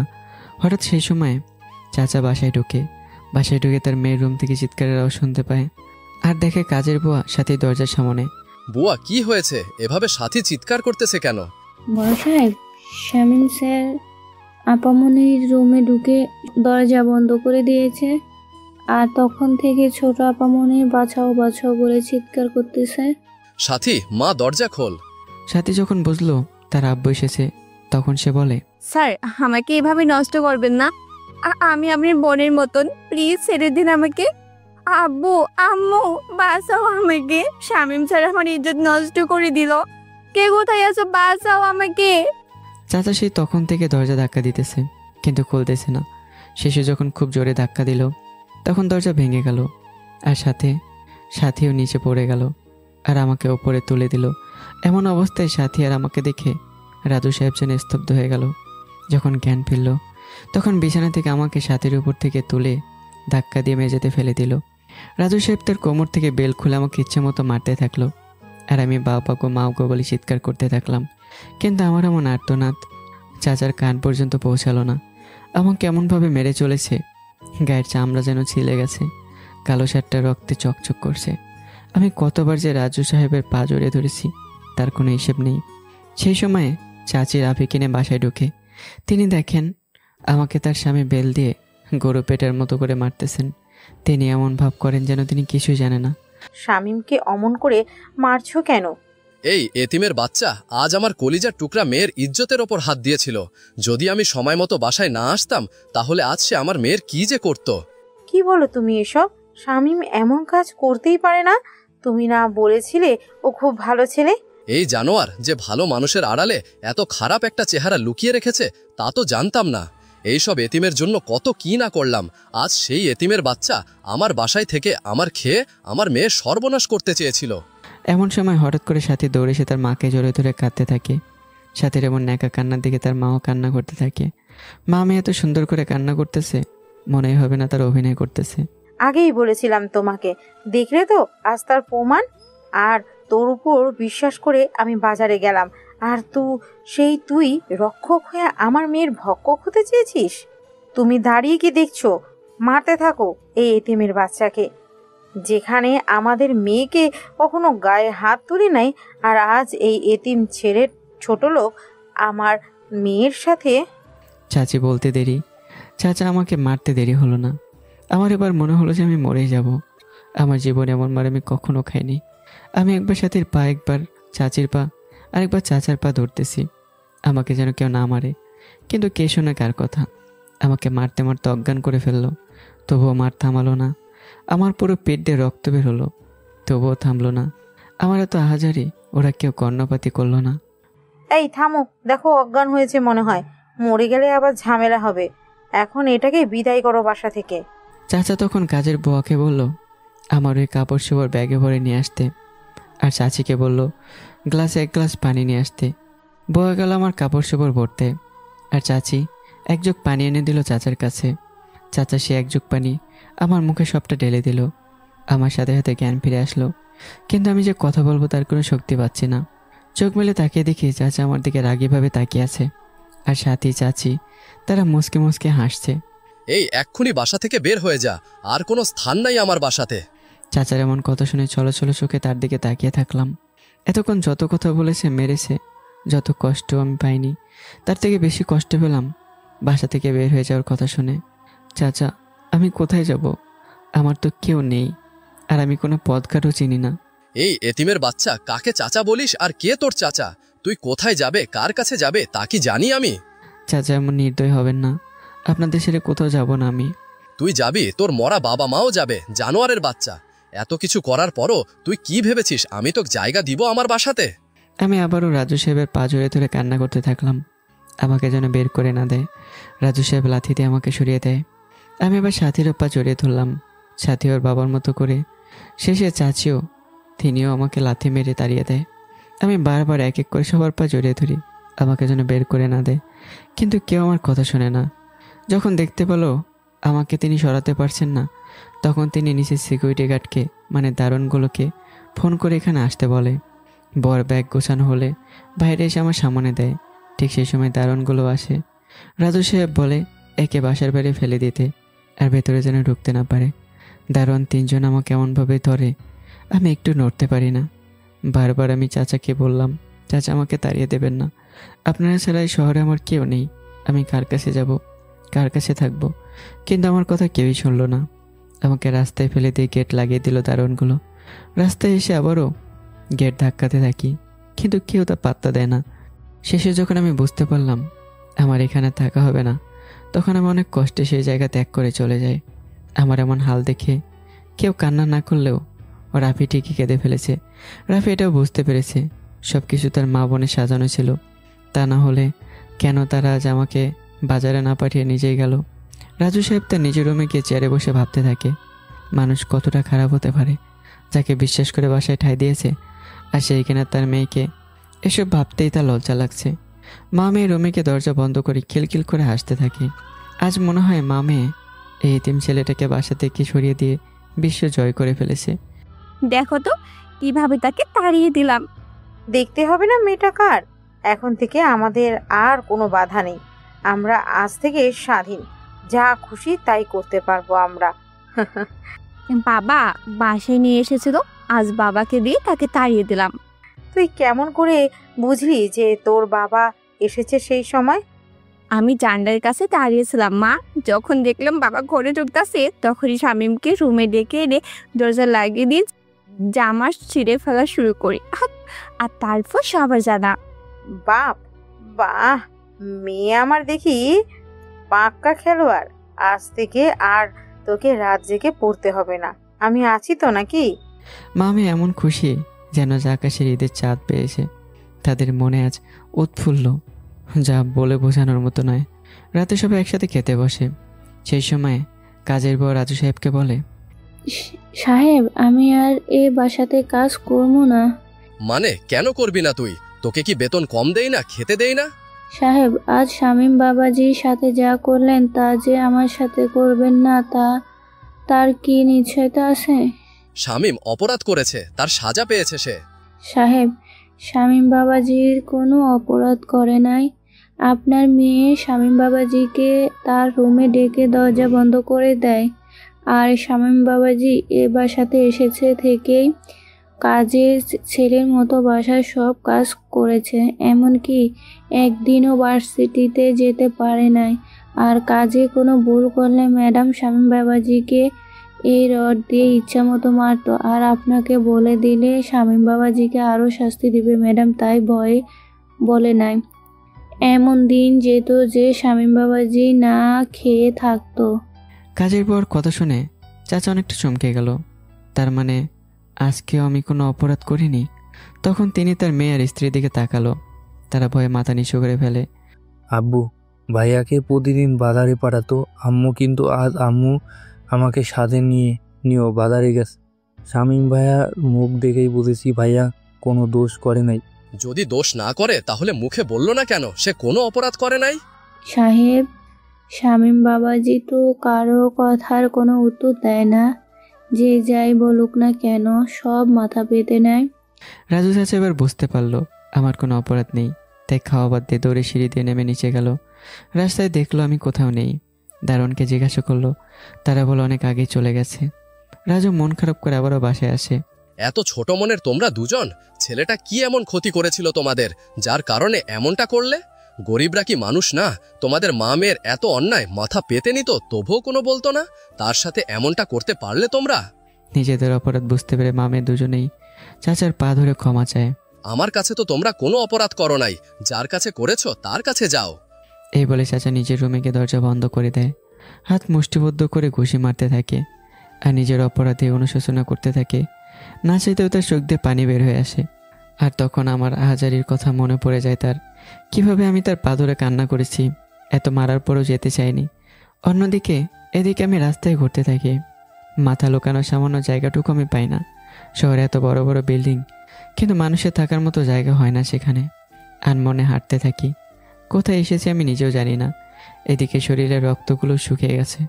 আমি সেই সকালে একটা রুটি খেয়েছি, তারপর আর কিছু খাওয়া হয়নি। আমি রাস্তা দিয়ে যেতে যেতে দেখি অনেক মানুষ রাস্তার ফুটপাতে শুয়ে আছে। হায়রে জীবন, কেউ থাকে অট্টালিকায়, কেউ হয় রাস্তার পাশে। সবাই তো মানুষ, তাহলে তো পার্থক্য কেন এই দুনিয়াতে? সবাই তো একটু ভালোভাবে বাঁচতে মন চায়। কেউ কে দেখে না, কেউ বোঝে না গরিবদের কষ্ট। সবার মন কি শহরে ইট পাথরের মতোই শক্ত? আমি ওদের সাথে ঘুমানোর চেষ্টা করলাম, কিন্তু জায়গা পাচ্ছি না কোথায় ঘুমাবো। শেষে আমি একটা রাস্তায় কুকুরের পাশে একটু জায়গা পেলাম, সেখানে ঘুমিয়ে পড়লাম। একে তো মার খেয়েছি, তার উপর এতদিন এত কষ্ট করা, আবার না খেয়ে থাকা। চোখ বুঝতেই ঘুমিয়ে গেলাম। খুব সকালে পাখির ডাকে আর ফুটপাত দিয়ে মানুষের চলাচল করতেই আমার ঘুম ভেঙে যায়। ঘুম ভাঙলে দেখি আমার পাশের মানুষগুলো অনেক আগেই ঘুম থেকে উঠে চলে গেছে, আর কুকুরটা আমার গায়ের উপরেই শুয়ে আছে। কি আজব দেখেন, শেষে কিনা আমার সঙ্গী হলো রাস্তার একটা কুকুর। আমার পুরো শরীর খুব ব্যথা করতেছে আর আমার গা জ্বরে পড়ে যাচ্ছে। মাথাটাও তুলতে কষ্ট হচ্ছে। কোনোরকম আমি সেখান থেকে উঠে ব্যাগটা কাঁধে নিয়ে কাজের সন্ধানে চললাম। সারাটা দিন সবার কাছে কাজের জন্য ঘুরেছি, কিন্তু কেউ আমাকে কোনো কাজ দেয়নি। এই শহরে মামা খালু টাকা ছাড়া কোনো কিছুই হয় না। আর মানুষটা যদি গরিব আর এতিম হয়, তাকে তো রাস্তার কুকুর মনে করে সবাই। এই শহরে যতগুলো গাড়ি আর বড় বড় বিল্ডিং, তাতে করে মনে হয় না এই শহরের মানুষ গরিব হতে পারে। তবুও তারা এমন ব্যবহার আচরণ করে, তারা মনে হয় খুব অসহায়। রাতে আমি একটা ফার্মেসি থেকে জ্বর আর শরীর ব্যথার ওষুধ নেই, তারপর একটা ছোট দোকান থেকে হালকা কিছু খেয়ে নিই। আজ আমার রাতে ঘুমানোর স্থান হয়েছে একটা ছোট লেকের ধারের বেঞ্চে। ব্যাগটা মাথার নিচে দিয়ে ঘুমিয়ে গেলাম। অন্যদিকে রহিম, মানে যাকে আমি আব্বা বলে ডাকতাম, অনেক দিন থেকে আমার সাথে কথা বলতে পারে না। যতবার রাজু চাচাকে ফোন করেছে ততবার তিনি বলেছে অফিসে আছে। আমাকে নিয়ে তিনি খুব চিন্তায় আছেন। ছেলেটা একেবারে সহজ সরল। না জানি ছেলেটা কেমন করে আছে। যাদের বাবা মা দুনিয়ায় নাই তাদের মতো অভাগা আর কেউ নাই দুনিয়ায়। যার বাবা মা আছে, না খেয়ে থাকলেও তারা তাদের সন্তানের খবর নিতে পারে, খেয়াল রাখতে পারে। আব্বার কাছে আমার একটা ফটো আছে, তা হাতে নিয়ে তিনি দেখতে থাকলো। খুব মায়াবী চেহারা শামীমের। আর যখন শামীম হাসে মনে হয় শামীমের পৃথিবীর সেরা সুখী, তার কোনো দুঃখ নাই।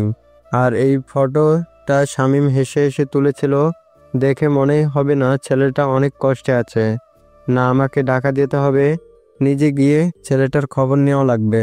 ততদিন না হয় মাদ্রাসাটা তারাই চালাবে। আজ 2 দিন 2 রাত থেকে আমি এখানে অজ্ঞান হয়ে পড়ে আছি। যখন আমি চোখ মেলে তাকাই প্রায় বিকেল হয়ে গেছে। আমি নিজেও জানি না। আমি আজ 2 দিন থেকে এখানে অজ্ঞান অবস্থায় এই পার্কের বেঞ্চে শুয়ে আছি। আমাকে এখানে অনেক লোক দেখেছে, কিন্তু কেউ আর এসে দেখেনি যে আমি বেঁচে আছি না মরে গেছি। আমার শরীরের উপর মাছি বনবন করতেছে, তার কারণ আমার শরীরের রক্ত আর পেটে প্রায় ঘা হয়ে গেছে। বিকেল আমি সেখান থেকে উঠে আবারও কাজের সন্ধানে যাই, কিন্তু কোথাও কোনো কাজ পাই না। হঠাৎ দেখতে পাই একটা বৃদ্ধ রিক্সা চালককে একটা কাল লাগিয়ে দিয়ে পালিয়ে যায়, আর রিক্সা উল্টে যায়, সাথে লোকটাও পড়ে যায়। কেউ সাহায্য করার জন্য এগিয়ে যায় না তার কাছে। আমি আর কোনো কিছু না ভেবে লোকটার কাছে এগিয়ে গেলাম।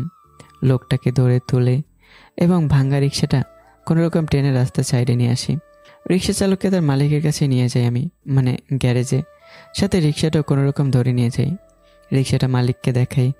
মালিক রাগ হলেও বুঝতে পারে বৃদ্ধের কোনো দোষ নেই। তারপর মালিক তার রিক্সা ভালো করার মেকারকে বলে রিক্সা ভালো করতে। রিক্সা চালকের নাম আবুল। তা বাবা, তুমি কেডা? তোমার নাম কি? বাড়ি কই? আর আমাকে এভাবে সাহায্য করলে কেন? রিক্সা চালক আবুলের কথা শুনে আমার চোখের পানি ছেড়ে দিলাম।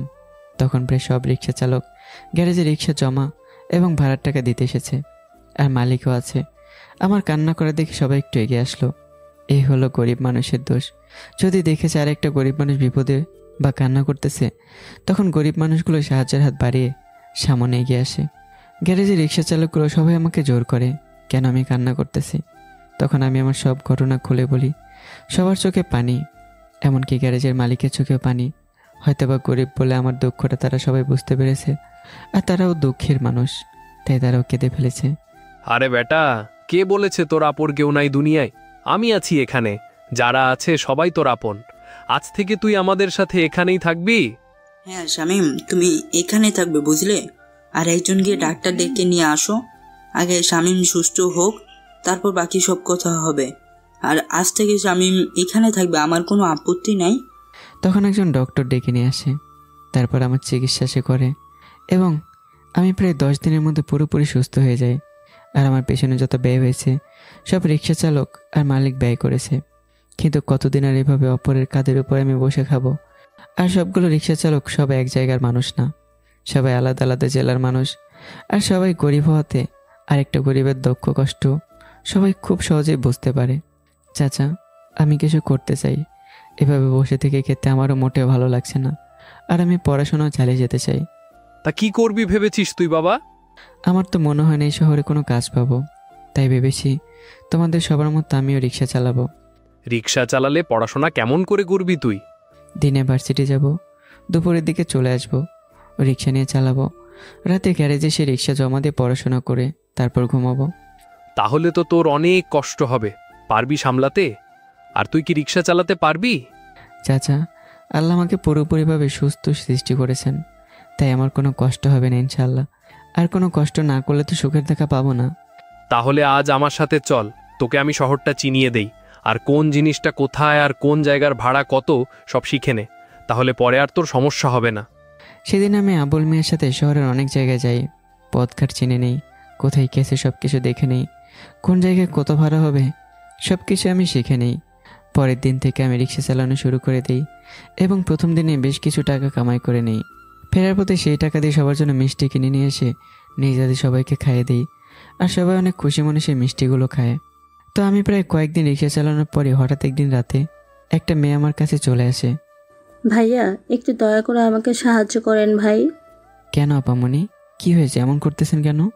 ভাই, সব পরে বলবো, আপনি একটু দয়া করে আমার সাথে আসুন। আমার বোন খুব অসুস্থ, তাকে হাসপাতালে নিয়ে যেতে হবে। কোনো গাড়ি পাচ্ছি না, বোনটা অনেক ব্লাড বের হচ্ছে, তাই দয়া করে আমাকে। বোন আপনি কাঁদবেন না, বলুন আপনার বাসা কোথায়, আর আপনি রিক্সায় উঠুন। মেয়েটা আমার কথা মতো রিক্সায় ওঠে আর আমাকে পথ দেখিয়ে দেয় তাদের বাসার সামনে আসলে মেয়েটা বলে, ভাই আসুন, আমি একা পারবো না ওকে নিয়ে আসতে। তারপর আমি মেয়েটার সাথে বাসার ভেতরে যাই। ভেতরে গিয়ে দেখি একটা 16 থেকে 17 বছরের মেয়ে বাসার মেঝেতে উপর হয়ে পড়ে আছে, আর তার কোমরের নিচ থেকে প্রচুর রক্তক্ষরণ হচ্ছে। ভাই, আমার বোনকে দয়া করে তুলে একটু রিকশায় বসান, আমি রক্ত দেখতে পারি না। আমি সাথে সাথে পড়ে থাকা মেয়েটাকে পাজা কোলে তুলে 2 হাতের উপরে নিলাম, আর তখন আমি মেয়েটার সামনের দিক করলে বুঝতে পারি আসলে রক্ত কোত্থেকে বেরোচ্ছে। আমার মাথা যেন ঘুরে পড়ে যাব এমন অবস্থা। এত রক্ত কী কারণে বের হবে মেয়েটার ওই স্থান দিয়ে? অত কিছু না ভেবে দৌড় দিয়ে মেয়েটাকে রিকশায় তুললাম, আর তার বোনকে রিকশায় উঠে তাকে দৌড়তে বললাম। আমি রিকশা খুব জোরে চালাতে শুরু করে দিলাম, কিন্তু যখন মেয়েটাকে আমি কোলে করে নিয়েছিলাম তখন মেয়েটার শরীরে একটু একটু ঠান্ডা ছিল। বোন, যদি কিছু মনে না করেন আমাকে বলবেন কী কারণে রক্ত বেরোচ্ছে, আর উনি জ্ঞান হারিয়ে ফেলেছে কেন? ওকে ধর্ষণ করা হয়েছে। মানে কিভাবে, আর কেমন বাজে কাজ করলো? ভাই, আমার বোনটা ছোট থেকেই চাপা স্বভাবের, কোনো কিছু হলেও সে কাউকে মুখ ফুটে কিছু বলতো না। ও আমার ছোট খালার ছোট মেয়ে, ওরা 2 ভাই বোন, কিন্তু খালা তাদের ছেলেকে অনেক ভালোবাসে। 4 দিন আগে হঠাৎ করে সংবাদ আসে আমার নানা গুরুতর অসুস্থ, তাই আমার খালু আর খালাতো ভাই নানা বাড়িতে যায়। আমার বাবা মা আরও যে খালারা আছে সবাই যায় সেখানে। সেদিন আমার বোনের ঋতুস্রাব শুরু হয়, তার আর প্রচণ্ড পেট ব্যথার কারণে যেতে পারে না। আর সেই দিনই এর ফুফাতো ভাই বেড়াতে এদের বাসায় আসে, তাই খালু ওর চাচাতো ভাই আর ফুপুর ছেলেকে ওদের বাসায় রেখে যায়। ওর ফুপুর ছেলে ওকে অনেকবার প্রেমের প্রস্তাব দেয়, কিন্তু সে বারবার ফিরিয়ে দেয় তাকে। সেদিন রাতে বোনটা আমার পানি খাওয়ার জন্য কিচেনে গেলে পিছন থেকে ওর মুখ চেপে ধরে মেঝেতে শুয়ে দিয়ে সারা রাত ওই জানোয়ার দুটো ধর্ষণ করে। আর ওই অবস্থা থাকা অবস্থায় আমার বোনটা তাদের এমন পাশবিক নির্যাতন সহ্য করতে না পেরে জ্ঞান হারিয়ে ফেলে। যখন ওর জ্ঞান ফেরে তখন ভোর হয়েছে, আর দেখতে পায় তার গায়ের জামাটা প্রায় ছিঁড়ে গেছে। কোনো রকম রুমে গিয়ে একটা চাদর জড়িয়ে বাথরুমে গিয়ে ফ্রেশ হয়, তারপর সারাদিন দরজা বন্ধ করে রুমে থাকে ভয় লজ্জাও, কোথাও যেতেও পারে না, কাউকে কোনো কিছু বলতেও পারে না। এক ধর্ষণ আর দ্বিতীয় তার ঋতুস্রাব, দুইটাই যন্ত্রণা সহ্য করতে পারে না। অনেকটা ডিপ্রেশনে চলে যায় সে। রাতে সেই জানোয়ার দুটো আবার আমার বোনের রুমে গিয়ে বলে, তুই যদি কাউকে এই ঘটনা বলিস তাহলে সারা রাত আমরা দুজন যা করেছি তা পুরা দেশের মানুষ দেখবে, সব কিছু ভিডিও করে রেখেছি, আর মুখ খুললে মেরে ফেলবো। কত করে বলেছিলাম মা আমাকর ভালোবাসো, তা করলি না, শেষে তো সব হারালি। হাসতে হাসতে তারা রুম থেকে চলে যায়। 2 দিন পর খালু বাড়িতে আসলে আমার বোনটা তার মা বাবাকে বলে তার চাচার ছেলে এবং ফুপুর ছেলে তার সাথে অনেক খারাপ কিছু করেছে, কিন্তু ওর বাবা মা তা শুনে উল্টো তার চাচার ছেলের আর ফুপুর ছেলের কথা শুনে সেই দিন খালা ওকে কয়েকটা থাপ্পড় মারে। তারপর খালু আবার সেই দিন নানা বাড়ি যায়, আর আজ ওই জানোয়ার দুটো আবারও তার এই সমস্যা থাকা অবস্থায় ধর্ষণ করে পালিয়ে যায়। পুরো বাসা ফাঁকা, শুধু এই জানোয়ার দুটো আর আমার বোনটা ছাড়া 4 দিন থেকে বাসায় কেউ নেই।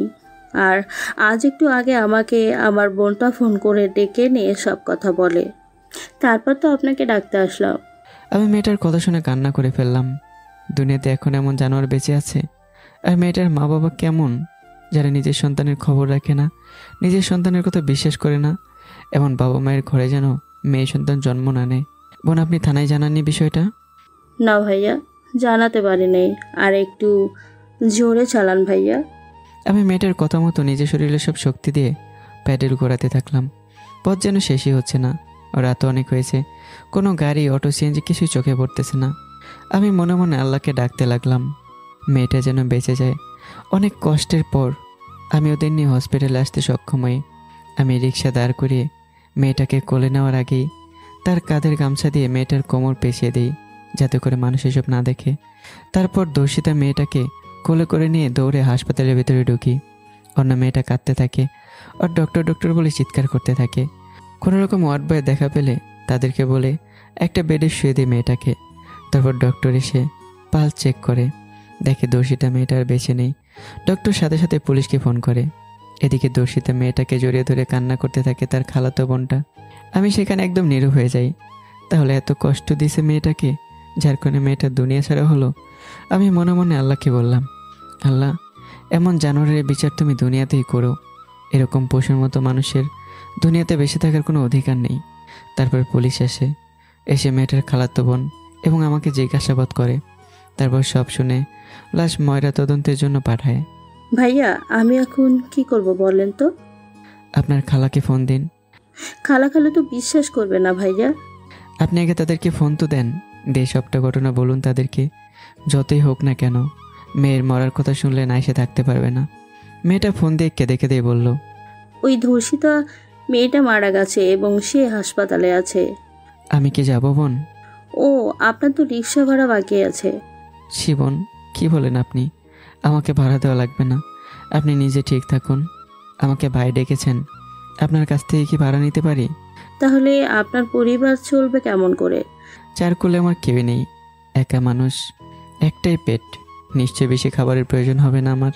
ভাইয়া, একা থাকতে খুব ভয় করতেছে, আপনি প্লিজ থাকুন না আমাদের পরিবারের মানুষ না আসা পর্যন্ত।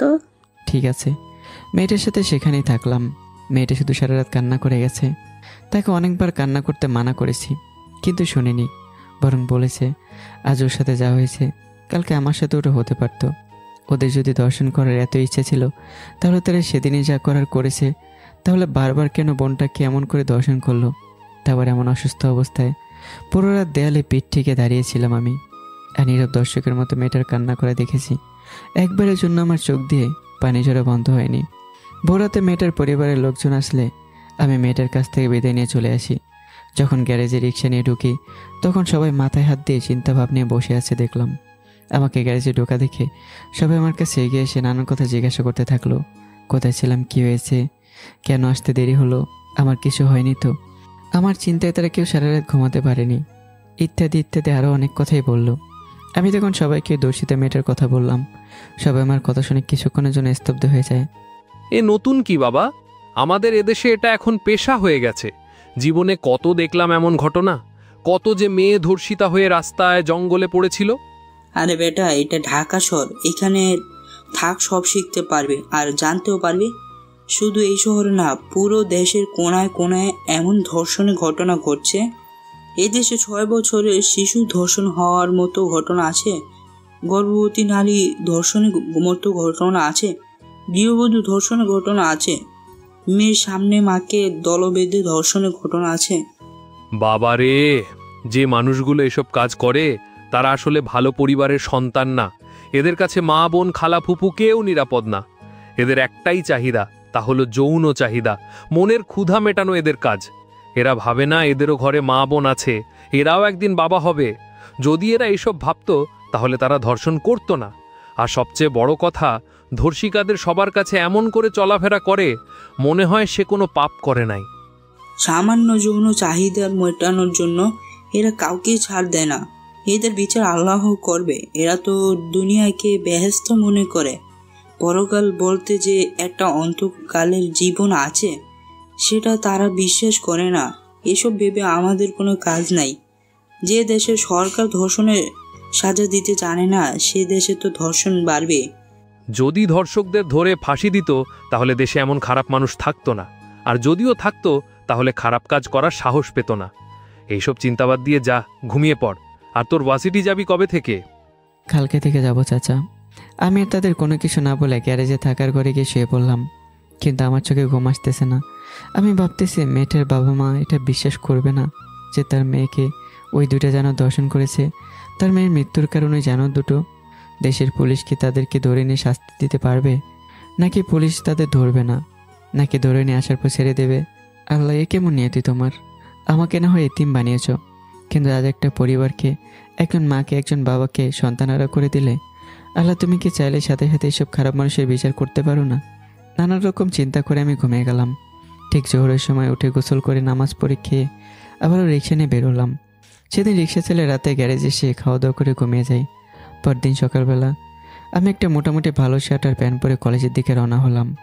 অন্যদিকে রহিম, মানে আমি যাকে আব্বা বলে ডাকতাম, তিনি আর থাকতে না পেরে নীলফামারী থেকে রংপুর এসে ঢাকার বাসে উঠে ঢাকা চলে আসলো। ঢাকা এসে তার বন্ধু রাজু চাচার বাসার ঠিকানায় চলে যায়। রাজু চাচার বাসায় ঢুকে দেখে রাজু চাচা বাসাতে নেই, তার স্ত্রী সন্তান আছে। আর আব্বাকে দেখে চাচি চিনতে পারলো। তিনি আব্বাকে একটা রুম দেখিয়ে দিল বিশ্রাম নেওয়ার জন্য। রাজু চাচা আসলে তখন হয় বাকি কথা হবে। রাতে রাজু চাচা আসলো, সবাই মিলে খাওয়া দাওয়া শেষ করে সোফাতে বসলো। আচ্ছা রাজু, শামীম কোথায়? ওকে তো আসছি থেকে দেখতে পারতেছি না। সবাই আব্বার কথা শুনে মাথা নিচু করে রাখলো। কেউ আব্বার কথার উত্তর দিতে পারছে না। আরে এভাবে চুপ করে আছিস কেন? বল শামীম কোথায়? রাজু চাচা এবার আব্বার হাত দুটো ধরে কেঁদে দিল। রহিম, আমি তোর ছেলেকে তাড়িয়ে দিয়েছি। মানে কি বলতেছিস তুই সব? রাজু চাচা সব কথা বলে দিল। ওর কি আর কোনো খোঁজ খবর পাস নাই? অনেক জায়গায় খুঁজেছি, কোথাও পাই নাই। ঠিক আছে, তাহলে আজ আসি। আজকে আসলি আর আজকেই যাবি মানে? এবার আমার আব্বা কান্না শুরু করে দিল, যা দেখে রাজু চাচার বুকটা ছ্যাদ করে উঠল। যে আব্বা কোনোদিন কান্না করে না, সে আজ কান্না করতেছে, তার মানে কি? আব্বাকে এভাবে কান্না করতে দেখে রাজু চাচার একটুও ভালো লাগছে না। তার উপরে রাতের মধ্যে আব্বা চলে যেতে চাচ্ছে। কি জন্য তুই কান্না করতেছিস, একবার বলবি আমাকে? তুই জানিস না শামীম কতটা অসহায়, কতটা একা। তুই একটা এতিম ছেলেকে কিভাবে এমন জানোয়ারের মতো পিটালি। যখন তোরা সবাই ওর দোষ দিয়েছিলি, একবারও কি কোনো উত্তর দিছে শামীম? আমি জানতাম না রে ভাই, আমার স্ত্রী সন্তান এতটা ছোট মনের আর জঘন্য মানুষ হবে। আল্লাহই জানে ছেলেটা এখন কোথায় আছে, কেমন আছে। জানিস তো ছেলেটার মতো ভালো ছেলে একটাও পাবি না। না খেয়ে রাখবি, তবুও তোর কোনো দোষ করবে না। যা করতে বলবি তাই করবে। ও তো সামান্য ভালোবাসা পাবার লোভে সবার পিছু ছোটে। ওকে মানুষ কত করে করুক, তবুও তার প্রতিবাদ করবে না। ওকে মারতে মারতে মেরে ফেললেও প্রতিবাদ করবে না সে। শামীম কেমন তা তোকে আগে বলেছিলাম রে। ভাই সাহেব, আমি আর আমার মেয়ে অনেক বড় অন্যায় করে ফেলেছি। আমাকে আর আমার মেয়েকে ক্ষমা করে দেন। আঙ্কেল, দরকার হয় শামীমকে খুঁজে বের করে আবার বাসাতে নিয়ে আসবো। এবার বাসায় নিয়ে আসলে আর কোনো অন্যায় করবো না তার সাথে। ও আর বেঁচে থাকতে অন্তত এই বাসায় পা দেবে না। ওকে ভালো করে চিনি আমি। আপনারা যা বলছেন তাতে করে ওর মন থেকে উঠে গেছেন। এমন কথা বলিস না তুই। আমি চললাম রে, ভালো থাকিস তোরা। এই রাতের মধ্যে কোথায় যাবি তুই? কালকে যাস। যেখানে একটা এতিম অসহায়ের জায়গা হয় নাই, সেখানে আমি কেমন করে থাকবো? ছেলেটাকে আজ কতদিন দেখি না, আমি কথাও হয় না। তোরা থাক, আল্লাহ হাফেজ। রাজু চাচা আব্বাকে অনেক জোর করে থাকার জন্য, এমনকি এটাও বলে আব্বাকে সাথে নিয়ে আমার খোঁজ করবে। কিন্তু আব্বা তার কোনো কথা না শুনে বের হয়ে যায়। রাত অনেক হয়েছে, এত রাতে কোনো দূরপাল্লার বাসও পাওয়া যাবে না। তাই আব্বা একটা সিএনজি করে আমার ভার্সিটির দিকে আসলো। কারণ আব্বা জানে আমি যদি না খেয়েও থাকি, তবু আমি একবার হলেও এখানে আসব। আমি পড়াশোনার পাগল একটা ছেলে, আর যতদিন আমি ভার্সিটি না আসবো ততদিন আব্বা ফিরে যাবে না। কোনো রকম আব্বা রাতটা সেখানে পার করে, কিন্তু আমি সেখানে আসি না। এভাবে প্রায় 1 সপ্তাহ পার হয়ে যায়, কিন্তু আমি আসি না। এবার আব্বার মনে একটা সন্দেহ ঢুকে যায়, আমার কিছু হয়ে যায়নি তো আবার। আমি একদিন ভার্সিটির ভিতরে ঢুকতে যাব, কে যেন পেছন থেকে আমাকে জড়িয়ে ধরে। হঠাৎ এমন হওয়াতে আমার মরে যাওয়ার মতো অবস্থা। পেছন থেকে কি জড়িয়ে ধরেছে দেখে কান্না করতেছে। আমি পেছন থেকে ঘুরে দেখি এটা আমার আব্বা। আমি আর কোনো কিছু না ভেবে আব্বাকে জড়িয়ে ধরে কেঁদে দেই। এই যেন বাবা ছেলের পূর্ণ মিলন হচ্ছে। আমাদের দুজনের চোখে যেন পানি বাদ মানছেই না। আব্বা, তুমি কেমন আছো? আমাকে ছেড়ে কেমন করে থাকতেছো তুমি? আব্বা, আমার কথা কি তোমার মনে পড়ে না? আব্বা, আমি এখানে একটুও ভালো নেই, আমাকে এখান থেকে নিয়ে যাও। তুমি ছাড়া আমার আপন কেউই নেই। বাবারে, আমি তোকে ছাড়া কেমন করে ভালো থাকি? আমারও যে তোকে ছাড়া থাকতে কষ্ট হয়। তোর কথা সব সময় আমার মনে পড়ে রে বাবা। জানিস আজ 1 সপ্তাহ থেকে আমি এখানে পড়ে আছি তোকে দেখবো বলে। আমাকে নিয়ে চলে এখান থেকে প্লিজ, আমি তোমার সাথে থাকতে চাই আব্বা। না রে বাবা, এখন তোকে আমার সাথে নিতে পারবো না। তুই আগে তোর ক্যারিয়ার গড়ে তোল, তারপর তোকে নিয়ে যাব। আর তুই চিন্তা করিস না, এখান থেকে প্রতি মাসে তোকে দেখতে আসবো আমি। আব্বা, তোমাকে ছাড়া আমার বড় একা একা লাগে। আমার এই শহরে একা থাকতে খুব কষ্ট হয়। তুমি দয়া করে আমাকে তোমার সাথে নিয়ে যাও। যাব নিয়ে, যখন তোকে পুরো শহরের মানুষ চিনবে, তুই অনেক বড় হবি। তোর জন্য দোয়া করি রে বাবা, তুই জীবনে অনেক বড় হবি। আর হ্যাঁ, যেমন আছিস ঠিক তেমনই থাকবি। মনে কোনো অহংকার, খারাপ জেদ রাখবি না। তোর এই শহরে কেউ নাই, তুই কারোর সাথে লাগতে যাস না। তোকে বাঁচাতে কেউ আসবে না। আর পারলে তোর মতো যারা অসহায় তাদেরকে সাহায্য করবি। তোর নিজের কষ্ট যদি উপলব্ধি করতে পারিস, তাহলে অন্য মানুষের কষ্ট উপলব্ধি করতে পারবি। আর একটা কথা, ভোগের চেয়ে ত্যাগের প্রকৃত সুখ, এটা মাথায় রাখবি। আব্বা, তোমার সব কথা আমি মেনে চলবো, তবু আমাকে তোমার সাথে নিয়ে যাও। এতিম বলে কারো কাছে ভালোবাসার কোনো মূল্যায়ন পাই না আব্বা। আমি কি মানুষ না? আমি তো কোনো মানুষের কোনো ক্ষতি করি না আব্বা। তাহলে কেন এত অবহেলা, এত অত্যাচার আমার উপর? এমন কাজ করবি তোকে দেখে যেন পুরো পৃথিবীর মানুষ কাঁদে, আর তুই সবার আড়ালে হাসিস। তবে মনে রাখিস, তোর এই জীবনে সুখ না থাকলেও পরকালে ইনশাল্লাহ সুখী হবি। সেই দোয়াই করি। আর এই যে আমার মোবাইল নাম্বার, কোনো প্রয়োজন হলে আমাকে ফোন দিবি। আমি তো তোর কাছে দেখা করতে আসবই। আর কোনো বাজে ছেলে মেয়ের সাথে মিশবি না, বাজে কোনো কাজ করবি না। পারলে মানুষের বিপদে পাশে দাঁড়াবি। যদি তোর নিজের জীবনের উৎসর্গ করতে হয়, তাও করবি। ঠিক আছে আব্বা, তোমার সব কথা মেনে চলবো, তবু দয়া করে আমার সাথে দেখা করতে এসো। আসবে বাবা, চিন্তা করিস না তুই। আব্বা, শাহিদের কি খবর? ও কেমন আছে? আমার কথা কি জিজ্ঞাসা করে? শাহিদ তো এখন দেশে নাই। শাহিদ এখন দেশের বাইরে পড়াশোনা করে। আর এখন দেখতে আল্লাহর রহমতে অনেক সুন্দর হয়েছে। আর তোর কথা কি না জিজ্ঞেস করে থাকতে পারে? তোরা দুজনে দুজনের কত আপন ছিলি, তা কি আমি জানি না মনে করেছিস? আজ তোর এত বড় ত্যাগের কারণে তোর শাহিদ অনেক ভালো আছে। আর শাহিদের জায়গায় তুই থাকতি বাপ। শুনে খুব খুশি হলাম আব্বা। আরে ও তো আমার বন্ধু, ওর জন্য এতটুকু করবো না তো কার জন্য করবো আমি? সকালে কিছু খেয়েছিস? হ্যাঁ, হালকা কিছু খেয়েছি। চল আমার সাথে, আজ তোকে নিজ হাতে খাইয়ে দিব আমি। আব্বা ভার্সিটির পাশে একটা রেস্টুরেন্টে আমাকে নিয়ে গিয়ে খাবার নিয়ে এসে আমাকে নিজ হাতে খাইয়ে দিল। আমাকে খাইয়ে দিয়ে নিজেও হালকা কিছু খাবার খেয়ে নিল। তারপর আমাকে ভার্সিটির গেটের সামনে ছেড়ে দিয়ে আব্বা চলে যায়। এদিকে ঢাকা শহরের নামকরা ব্যবসায়ীর মেয়ে সুপ্রিয়া, তার পোশাক, কথা বলা, গাড়ি, সাথে ঘাট, চলাফেরা সব সবার থেকে আলাদা।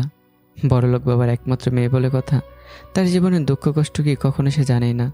অন্যেরা কেমন আছে তা দেখার সময়ও রাখে না। ভার্সিটির সবারই ক্রাশ, আবার ভার্সিটির টপ ছাত্রী, তার ধারে কাছেও কেউ নেই। সুপ্রিয়া যার তার সাথে বন্ধুত্ব করে না। আর সুপ্রিয়ার পেছনে যে কত বড় বড় ঘরের ছেলে পড়ে আছে যা বলার বাহিরে। সুপ্রিয়া যেহেতু বড়লোক ঘরের মেয়ে, আদরের দুলালি, সেখানেও তো একটু হলেও ভাব থাকবেই। আর দেখতেও যেমন সুন্দর, তেমন তার নিজের অহংকার। সুপ্রিয়া তার সে যারা ছোট ঘরের ছেলে মেয়ে, তাদের সাথে তো কথাই বলে না। আর গরিবদের তো সুপ্রিয়া কোনো দামই দেয় না।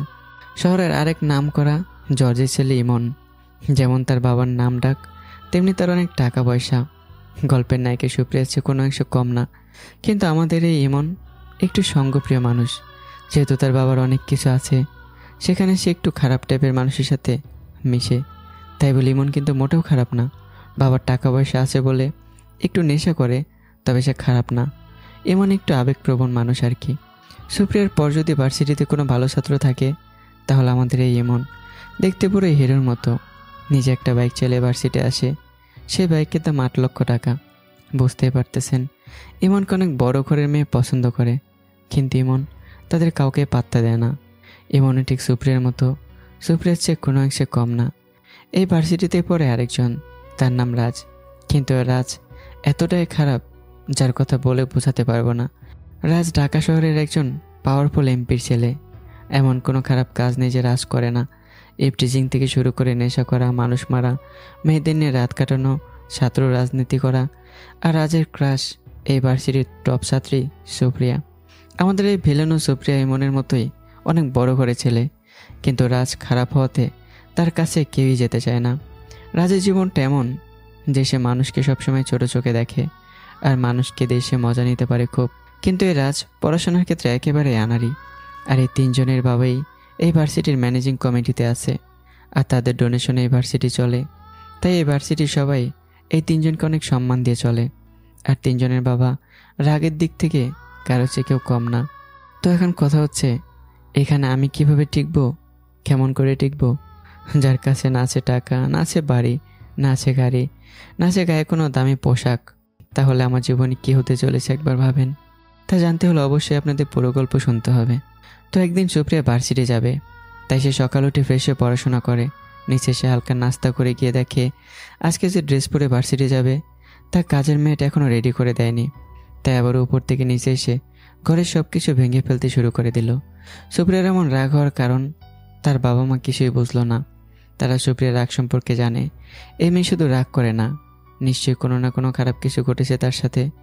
আমার লক্ষ্মী মাটা এত রাগ করেছে কেন? সুপ্রিয়া ওর বাবার কথা শুনে ড্রয়িং রুমে থাকা টিভিটা হাতে নিয়ে ভেঙে ফেলে দিল। সুপ্রিয়ার বাবা মা আরও বেশি ভয় পেয়ে গেল, না জানি কি হয় আজ। আমাকে বলো মা, কি হয়েছে? তোমার এত রাগ হয়েছে কেন? তুমি ওই কাজের মেয়েটাকে আজকেই বাসা থেকে বের করে দিবে। কেন মা, সে কি করেছে? আমি যে ড্রেসটা পরে ভার্সিটি যাব সেটা সে এখনো রেডি করে নাই। ওকে একটু আয়রন করতে দিয়েছি, কিন্তু এখনো করে নাই। তাই বলি এভাবে ঘরের জিনিস ভেঙে ফেলবি তুই? আর কতদিনে বড় হবি তুই সেটা বলতো? সুপ্রিয়া এবার দৌড়ে এসে তার বাবাকে জড়িয়ে ধরে কাঁদতে থাকলো। সুপ্রিয়ার বাবা বুঝতে পারলো কেন তার মেয়ে কান্না করতেছে। আমার মেয়ে পুরো বাসা ভেঙে ফেলবে, তাতে কার কি শুনি? মামনি, তোমার আরো যেটা যেটা ভাঙতে মন চায় সব ভেঙে ফেলো তুমি। এত আশকারা দিয়ে মাথায় তুলো না মেয়েকে। মেয়ে এবার বড় হয়েছে, বিয়ে দেওয়ার ব্যবস্থা করো। তোমার এই অতিরিক্ত ভালোবাসার কারণে আজ এমন হয়েছে মেয়েটা। তোমার সমস্যাটা কোথায় সেটা বলো তো। আমি আমার মেয়েকে আদর করি বলে নাকি রুমে সব ভাঙছে বলে? আমার মেয়ে এখন অনেক ছোট, যখন বড় হবে বুঝবে, তখন সব ঠিক হয়েছে, বুঝলে? আমার যা কিছু আছে সব আমার মেয়ের। একটা করে জিনিস নষ্ট করবে, ভেঙে ফেলবে, আর একটা নতুন এনে দেবো আমি। কাজের মেয়েটার সাথে আম্মুকেও বাসা থেকে বের করে দাও আব্বু। এবার কিন্তু মার খাবি তুই, অনেক খারাপ হয়ে যাচ্ছিস তুই। আমিও ভাবছি তোমার জন্য নতুন মা নিয়ে আসবো। এখন মজা করার সময় না, যাও তোমার ড্রেস রেডি হয়ে গেছে, ভার্সিটি যাও। আব্বু, আমাকে নতুন মডেলের একটা গাড়ি নিয়ে দাও না। আর ইনি কি আমার নিজের মা নাকি সৎ মা আব্বু? এসব মজা ছাড়ো মা, বলি আমি তোমাকে গাড়ি কিনে দিব, এবার ভার্সিটি যাও। আমি অফিসে গেলাম, সুপার মা তোমার জন্য সত্যি নিয়ে আসবো। এই হলো আমাদের গল্পের নায়কের পরিবার এবং মজার ভালোবাসার সুখের সংসার। সুপ্রিয়া ভার্সিটির উদ্দেশ্যে বের হলো। ইমন, তুমি নাকি কাল রাতে অনেক দেরি করে বাসায় এসেছো? আসলে বাবা, আমার বন্ধুর জন্মদিন ছিল, তাই আর কি দেরি হয়েছে। শুনলাম তুমি নাকি এখন খারাপ ছেলেদের সাথেও বের হও এবং স্মোকিং করো, ড্রিঙ্কস করো। না মানে বাবা। বুঝতে পেরেছি, এসব বাদ দাও তুমি। এখন থেকে এসব বাদ না দিলে তোমার হাত খরচের টাকা দেওয়া বন্ধ করতে বাধ্য হব। আর এমন করব না বাবা। পড়াশোনা কেমন চলছে তোমার? অনেক ভালো বাবা। শুনলাম তুমি নাকি ক্লাসের মধ্যে দ্বিতীয়। তা তোমার পিছনে এত টাকা কি দ্বিতীয় হওয়ার জন্য ব্যয় করি? তুমি কি আমার ছেলেটাকে আসামি পেলে নাকি? আসামির মতো প্রশ্ন করতেছো তুমি। অনেকের ছেলে মেয়ে তো সেরা দেশের মাঝেও নাই, সেদিক থেকে তোমার গর্ব হওয়া উচিত। যখন ওই ছেলেকে কোনো বলতে যাব তখনই তোমাকে আসতে হবে তার মাঝে। ছেলেটা নিশ্চয়ই তোমার একার না। মা, আমি ভার্সিটি গেলাম, তোমরা ঝগড়া করো। লাভ ইউ বাবা। মা, টাটা। এই হলো এই দুজনের ঘটনা। আরও একজন আছে, তার ঘটনা না হয় একটু পরেই শুনবেন। এই দুজন হলো ভার্সিটির টপ স্টুডেন্ট, আর এই দুজনের পরিবার আর মানুষগুলো অন্য সবার চেয়ে আলাদা। এই দুই পরিবারে ভালোবাসার সুখের কোনো অভাব নেই, এর অনেক সুখী, সবার থেকে আলাদা। রাজের বাসাতে সকালবেলা পুলিশ এসেছে। পুলিশ দেখে রাজের মা কিছুটা ভয় পেল। হঠাৎ তাদের বাসাতে পুলিশ কেন? আবার কোনো সমস্যা হলো নাকি? রাজের বাবা তখন সোফায় বসে টিভিতে নিউজ দেখতেছিল। পুলিশকে দেখে উঠে দাঁড়িয়ে ওনাদেরকে আসতে বলল। তা ওসি সাহেব, হঠাৎ বাসায় কোনো কি সমস্যা হয়েছে নাকি? আপনার ছেলে কোথায়? ও তো ঘুমাচ্ছে রে রুমে। আপনার ছেলেকে ডাকুন, ওকে থানায় নিয়ে যেতে হবে। থানায় মানে বুঝলাম না কিছু। আপনার ছেলে গতকাল রাতে একটা মেয়েকে জোর করে তার গাড়িতে তুলে দর্শন করে, তার বন্ধু সহ। এখন মেয়েটার অবস্থা খুব খারাপ, আর ইতিমধ্যে সাংবাদিক সব জেনে গেছে। রাজের মা, রাজকে ডেকে নিয়ে আসো তো। রাজের মা রাজের রুমে গিয়ে রাজকে নিচে ডেকে নিয়ে আসলো। রাজ পুলিশ দেখে কিছুটা ভয় পেয়ে গেল, কিন্তু তার বাবা সেখানে থাকায় তার ভয়টা কেটে গেল। ওসি সাহেব যা বলছে তা কি সত্যি? রাজ কি বলেছে বাবা? তুমি নাকি কাল রাতে একটা মেয়েকে ধর্ষণ করছো তোমার কিছু বন্ধু সহ? না মানে বাবা, আসলে যা বলতেছি তার উত্তর দাও। উনি যা বলতেছে তা সত্যি নাকি মিথ্যা? রাজ মাথা নেড়ে হ্যাঁ সূচক উত্তর দেয়। তার মানে ওসি যা বলেছে তা সব সত্যি। তুমি নাকি মজুমদারের মেয়ে সুপ্রিয়াকে ভালোবাসো, তাহলে এসব কি? ওরা যদি জানতে পারে তাহলে কি তোমার সাথে মজুমদার তার মেয়ের বিয়ে দিবে? সরি ড্যাড, আর এমন হবে না। এখন থানায় চলুন মিস্টার রাজ। ড্যাড, ওনাকে কিছু টাকা দিয়ে এখান থেকে বিদায় করো। এবার কম টাকায় মানবো না কিন্তু। জানি তো আপনি কেমন, ঘুষ খেতে খেতে পেটের কত বড় ভুঁড়ি করেছেন তা কি জানেন? সবই আপনাদের মতো মানুষের দয়া স্যার। তারপর রাজের বাবা ওসির হাতে 6 লক্ষ টাকা দিয়ে সব কিছু শেষ করে দিতে বলে। যদি আরও টাকা লাগে তবুও রাজের বাবা দিতে রাজি। রাজের বাবা চায় না তার ছেলে এত নোংরামি খারাপি কেউ জানুক। আর এই রাজকে দিয়ে যদি মজুমদারের মেয়েকে বিয়ে করানো যায় তাহলে তো কোনো কথাই নেই। রাজকন্যা সহ পুরো রাজ্য তাদের দখলে থাকবে। ওসির টাকার নোটগুলো নাকে শক্তি শক্তি চলে গেল। এভাবে আর কত খারাপ বানাবে রাজকে তুমি? আমার ছেলে যা খুশি তাই করবে। আমার ছেলের কোনো কাজে বাধা দিতে আসলে একেবারে বাসা থেকে বের করে দেব। এখনো সময় আছে, নিজে এবং তোমার ছেলেকে ভালো হতে বলো না, না হলে পস্তাতে হবে তোমাদেরকে, এই বলে দিলাম আমি। ও মম, তুমি সকাল সকাল কি সব জ্ঞান দেওয়া শুরু করে দিলে। যাও আমার জন্য ব্রেকফাস্ট নিয়ে আসো, ভার্সিটি যেতে হবে আজ। আমার পাখিটা আসবে, তাকে সময় দিতে হবে আমার। বাবা তুই ভালো হয়ে যা না, দেখবি অনেক ভালো মেয়ে তোর জীবনে আসবে। এসব বাজে নেশা, মানুষ মারা, দর্শন বাদ দে বাবা, ভালো করে পড়াশোনা কর বাবা, মানুষের তো মানুষ হয়ে যা। আমি তাহলে গরু নাকি মম? এই আমার ছেলে যা বললো তাই করো, তুমি যাও। রাজের মায়ের কথার এই বাসাতে কোনো দামই নেই, নামে মাত্র এমপির বউ, কিন্তু তার কোনো গ্রহণযোগ্যতা নেই বাসাতে। রাজের জন্য সকালের খাবার দিল। রাজ ফ্রেশ হয়ে এসে সকালে নাস্তা করে গাড়ি নিয়ে বের হলো ভার্সিটির উদ্দেশ্যে। এদিকে আমি আব্বাকে বিদায় জানিয়ে ভার্সিটির ভিতরে ঢুকলাম। ঢুকে দেখে অনেক মেয়ে এমন পোশাক পরেছে যে তাদের চোখ দিয়েও তাকানোই যাচ্ছে না। কিছু কিছু ছেলে মেয়ে এমনভাবে জড়াজড়ি করে বসে আছে যা বলার বাহিরে। এমন ছোট পোশাক কোনো মেয়ে পরে নাকি? তাই আমি মাথা নিচু করে আরও সামনের দিকে এগিয়ে যেতে থাকলাম। এবার ভার্সিটির সবার চোখ গেল এক অদ্ভুত মানুষের ওপর, আর সেটা হলো আমার দিকে। ভার্সিটির সবাই হা হয়ে তাকিয়ে আছে আমাকে দেখে। তারা সবাই মনে হয় আমাকে জোকার বা পাগল মনে করতেছে। এমন ঢেলা শার্ট প্যান্ট কেউ পরে, মাথার চুল ছোটো ছোটো করে কাটা, আবার তেল দেওয়া, আবার পায়ে ফুটপাত থেকে কেনা স্যান্ডেল। সবার জানা মতে এত বড় ভার্সিটিতে এমন বেশি কেউ কখনো আসেনি। তাহলে আমি এমন পাগলের বেশে ব্যাগ কাঁধে নিয়ে কোথায় যাই? সবাই আমার দিকে তাকিয়ে হাসাহাসি করতেছে, আর আমি সে যে মাথা নিচু করে যাচ্ছি, কে কী বলতেছে তা শোনারও দরকার নেই। আমি ভার্সিটির সবাই যে আমাকে নিয়ে বলতেছে তার কথা আমি জানি না। হঠাৎ করে কে যেন আমাকে পাগল বলে ডাক দিল, কিন্তু আমি শোনার পরে মনে করলাম অন্য কাউকে ডাক দিল মনে হয়। ডাক্তার কেউ না, রাজ দিয়েছে। কিন্তু রাজের ডাক না শোনায় রাজেরও বেশি কয়েকবার ডাক দিল, আমি তবুও শুনলাম না। তার রাজ এবার তার সাথে 2টা চেলাকে বলল আমাকে ধরে নিয়ে এখানে আসতে। রাজের কথা মতো ওরা দুজন আমার কাছে চলে এলো। আমি নিচের দিকে দিকে চলার কারণে হঠাৎ কিছুর সাথে ধাক্কা খেলাম, তাই দেখার জন্য মাথা তুলে তাকাতে দেখি 2জন সেই বডি বিল্ডার মানুষ আমার সামনে দাঁড়িয়ে। আমাকে কিছু বলার আগেই দুজনে ধরে রাজের কাছে নিয়ে যায়। এই পাগলের বাচ্চা পাগল, তোকে যে সেই তখন থেকে ডাক দিতেছি, তুই কি একবারের জন্য শুনেছিস? পাগল কাকে বলছেন ভাই? আমার কথা শুনে রাজসহ তার বন্ধুগুলো হাসতে থাকলো। পাগল তো তুই শালা। আমি পাগল হতে যাব কেন? আমি তো ভার্সিটির ছাত্র, আর আমার নাম হলো শামীম। এই বেটা, তোর কাছে এত কিছু শুনতে চাইছি নাকি? আর তোকে তো কোনোদিন ভার্সিটিতে দেখি নাই, আর তুই এখানে চান্স পেলি কেমন করে? আর এসব কি পড়ে এসেছিস? তোর গা দিয়ে গন্ধ বের হচ্ছে, গোসল করিস না নাকি? আমি আজকে প্রথম ভার্সিটিতে আসলাম ভাই, আর আমি অনেক গরিব, তো তাই আমার পোশাকগুলো এমন, মানে অন্য মানুষ দান করেছে তার পোশাক এগুলো। আর দয়া করে আমাকে বেটা বলবেন না। আরে বেটা খয়রাতি, দেখি আমাকে বেটা বলতে বারণ করে। তুই জানিস আমি কে? আর এখানে কোনো খয়রাতির জায়গা নাই। এই ভার্সিটিতে যারা পড়াশোনা করে তারা অনেক বড় পরিবারের সন্তান। পড়াশোনায় কোনো ধনী গরব থাকতে নেই ভাই, আমি ভালো রেজাল্ট করে এখানে চান্স পেয়েছি। আমার কথা শুনে আমাকে দেখে রাজের অনেক রাগ হচ্ছে, তবুও রাস্তার রাগ থামিয়ে রাখলো, কারণ ভার্সিটিতে আজ সুপ্রিয়া আছে। অন্তত তার কাছে খারাপ হওয়া যাবে না। তাই বুদ্ধি করে আমাকে একটা চিরকুট লিখে দিল। ধর, এই চিরকুটটা ওই যে মেয়েগুলোর মাঝে সবচেয়ে সুন্দর যে মেয়েটা তাকে দিয়ে আবাসবি। ওই যে গোলাপি কালারের জিন্স টপস পরে আছে যে মেয়েটা তাকে দিবি, বলবি আমি দিছি। কেন ভাই, আপনি নিজে দিয়ে আসুন। আর চিরকুটে কি লেখা আছে? রাজুর অনেক রাগ হলেও নিজের রাগ কন্ট্রোল করলো। আরে ভাই, আমি মেয়েটাকে ভালোবাসি কিন্তু বলতে পারতেছি না।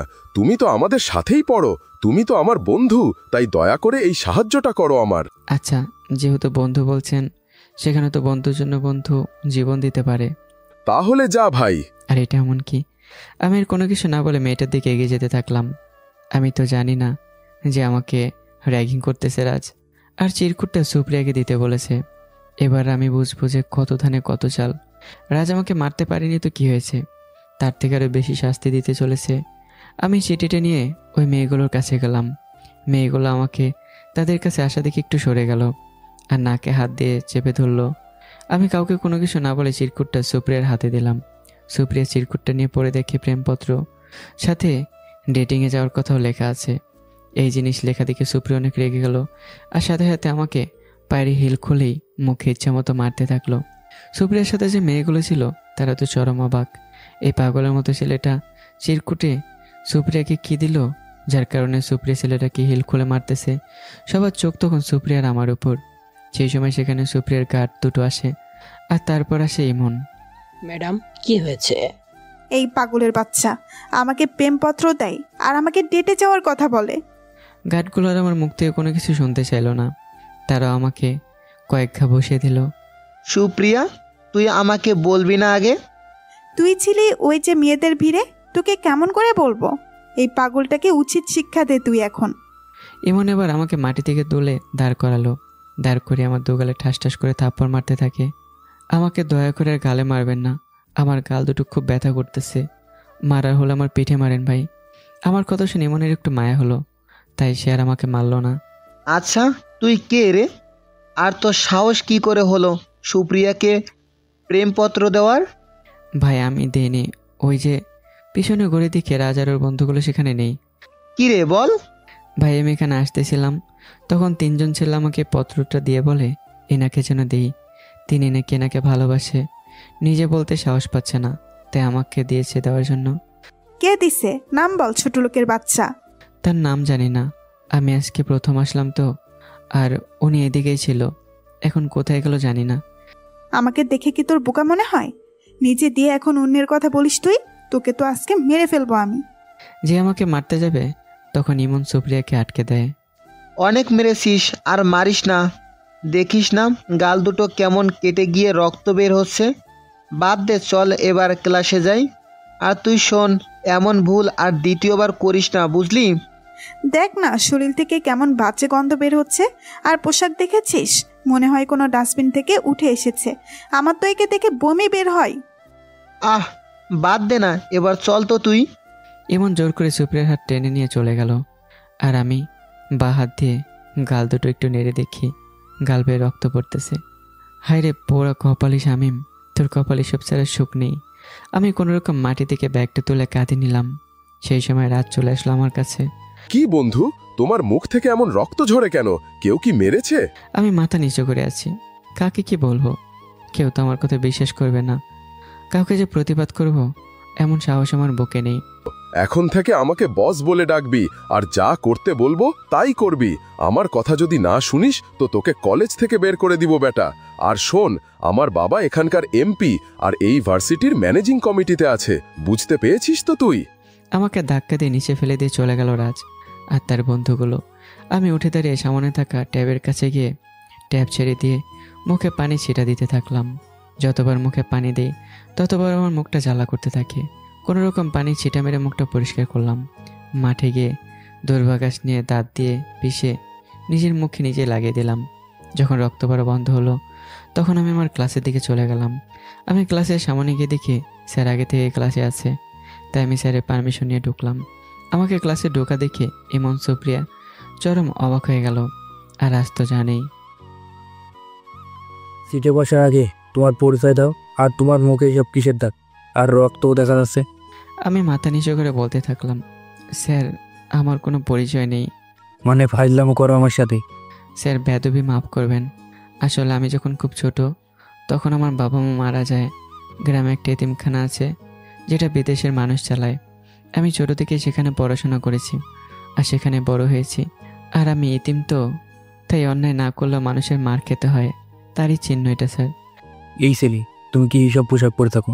আর তুমি কি গোসল করো না? তোমার শরীর থেকে গন্ধ বেরোচ্ছে। স্যারের এমন কথা শুনে সকল ছাত্রছাত্রী হাত দিয়ে নাক চেপে ধরল। স্যার বললাম না, এতিম আমি, আর এসব পোশাক আমার না, মানুষের দান করা। আর আমি গোসল করেছি, অনেক পথ হেঁটে আসার কারণে গা ঘেমে গেছে, তাই হয়তো গন্ধ করতেছে। নাম কি তোমার? আর তোমার বাবা মায়ের নামের আগে মহরম আছে তো নাকি? স্যার আমার নাম শামীম। আর হ্যাঁ স্যার, মরহুম আছে। যাও সিটে গিয়ে বসে পড়ো। কোথা থেকে যে এইসব জঙ্গলে আসে ভার্সিটিতে বুঝি না। মানুষ গরিব হয়, গরিব মানুষও পড়াশোনা করে, কিন্তু তাই বলেই এইসব এটিমের বাচ্চা ভার্সিটি আর ভার্সিটি থাকলো না। আমি স্যারের কথা শোনার পরও কোনো কিছু না বলেই সবার শেষে যে ফাঁকা বেঞ্চ আছে সেখানে গিয়ে বসলাম একাই।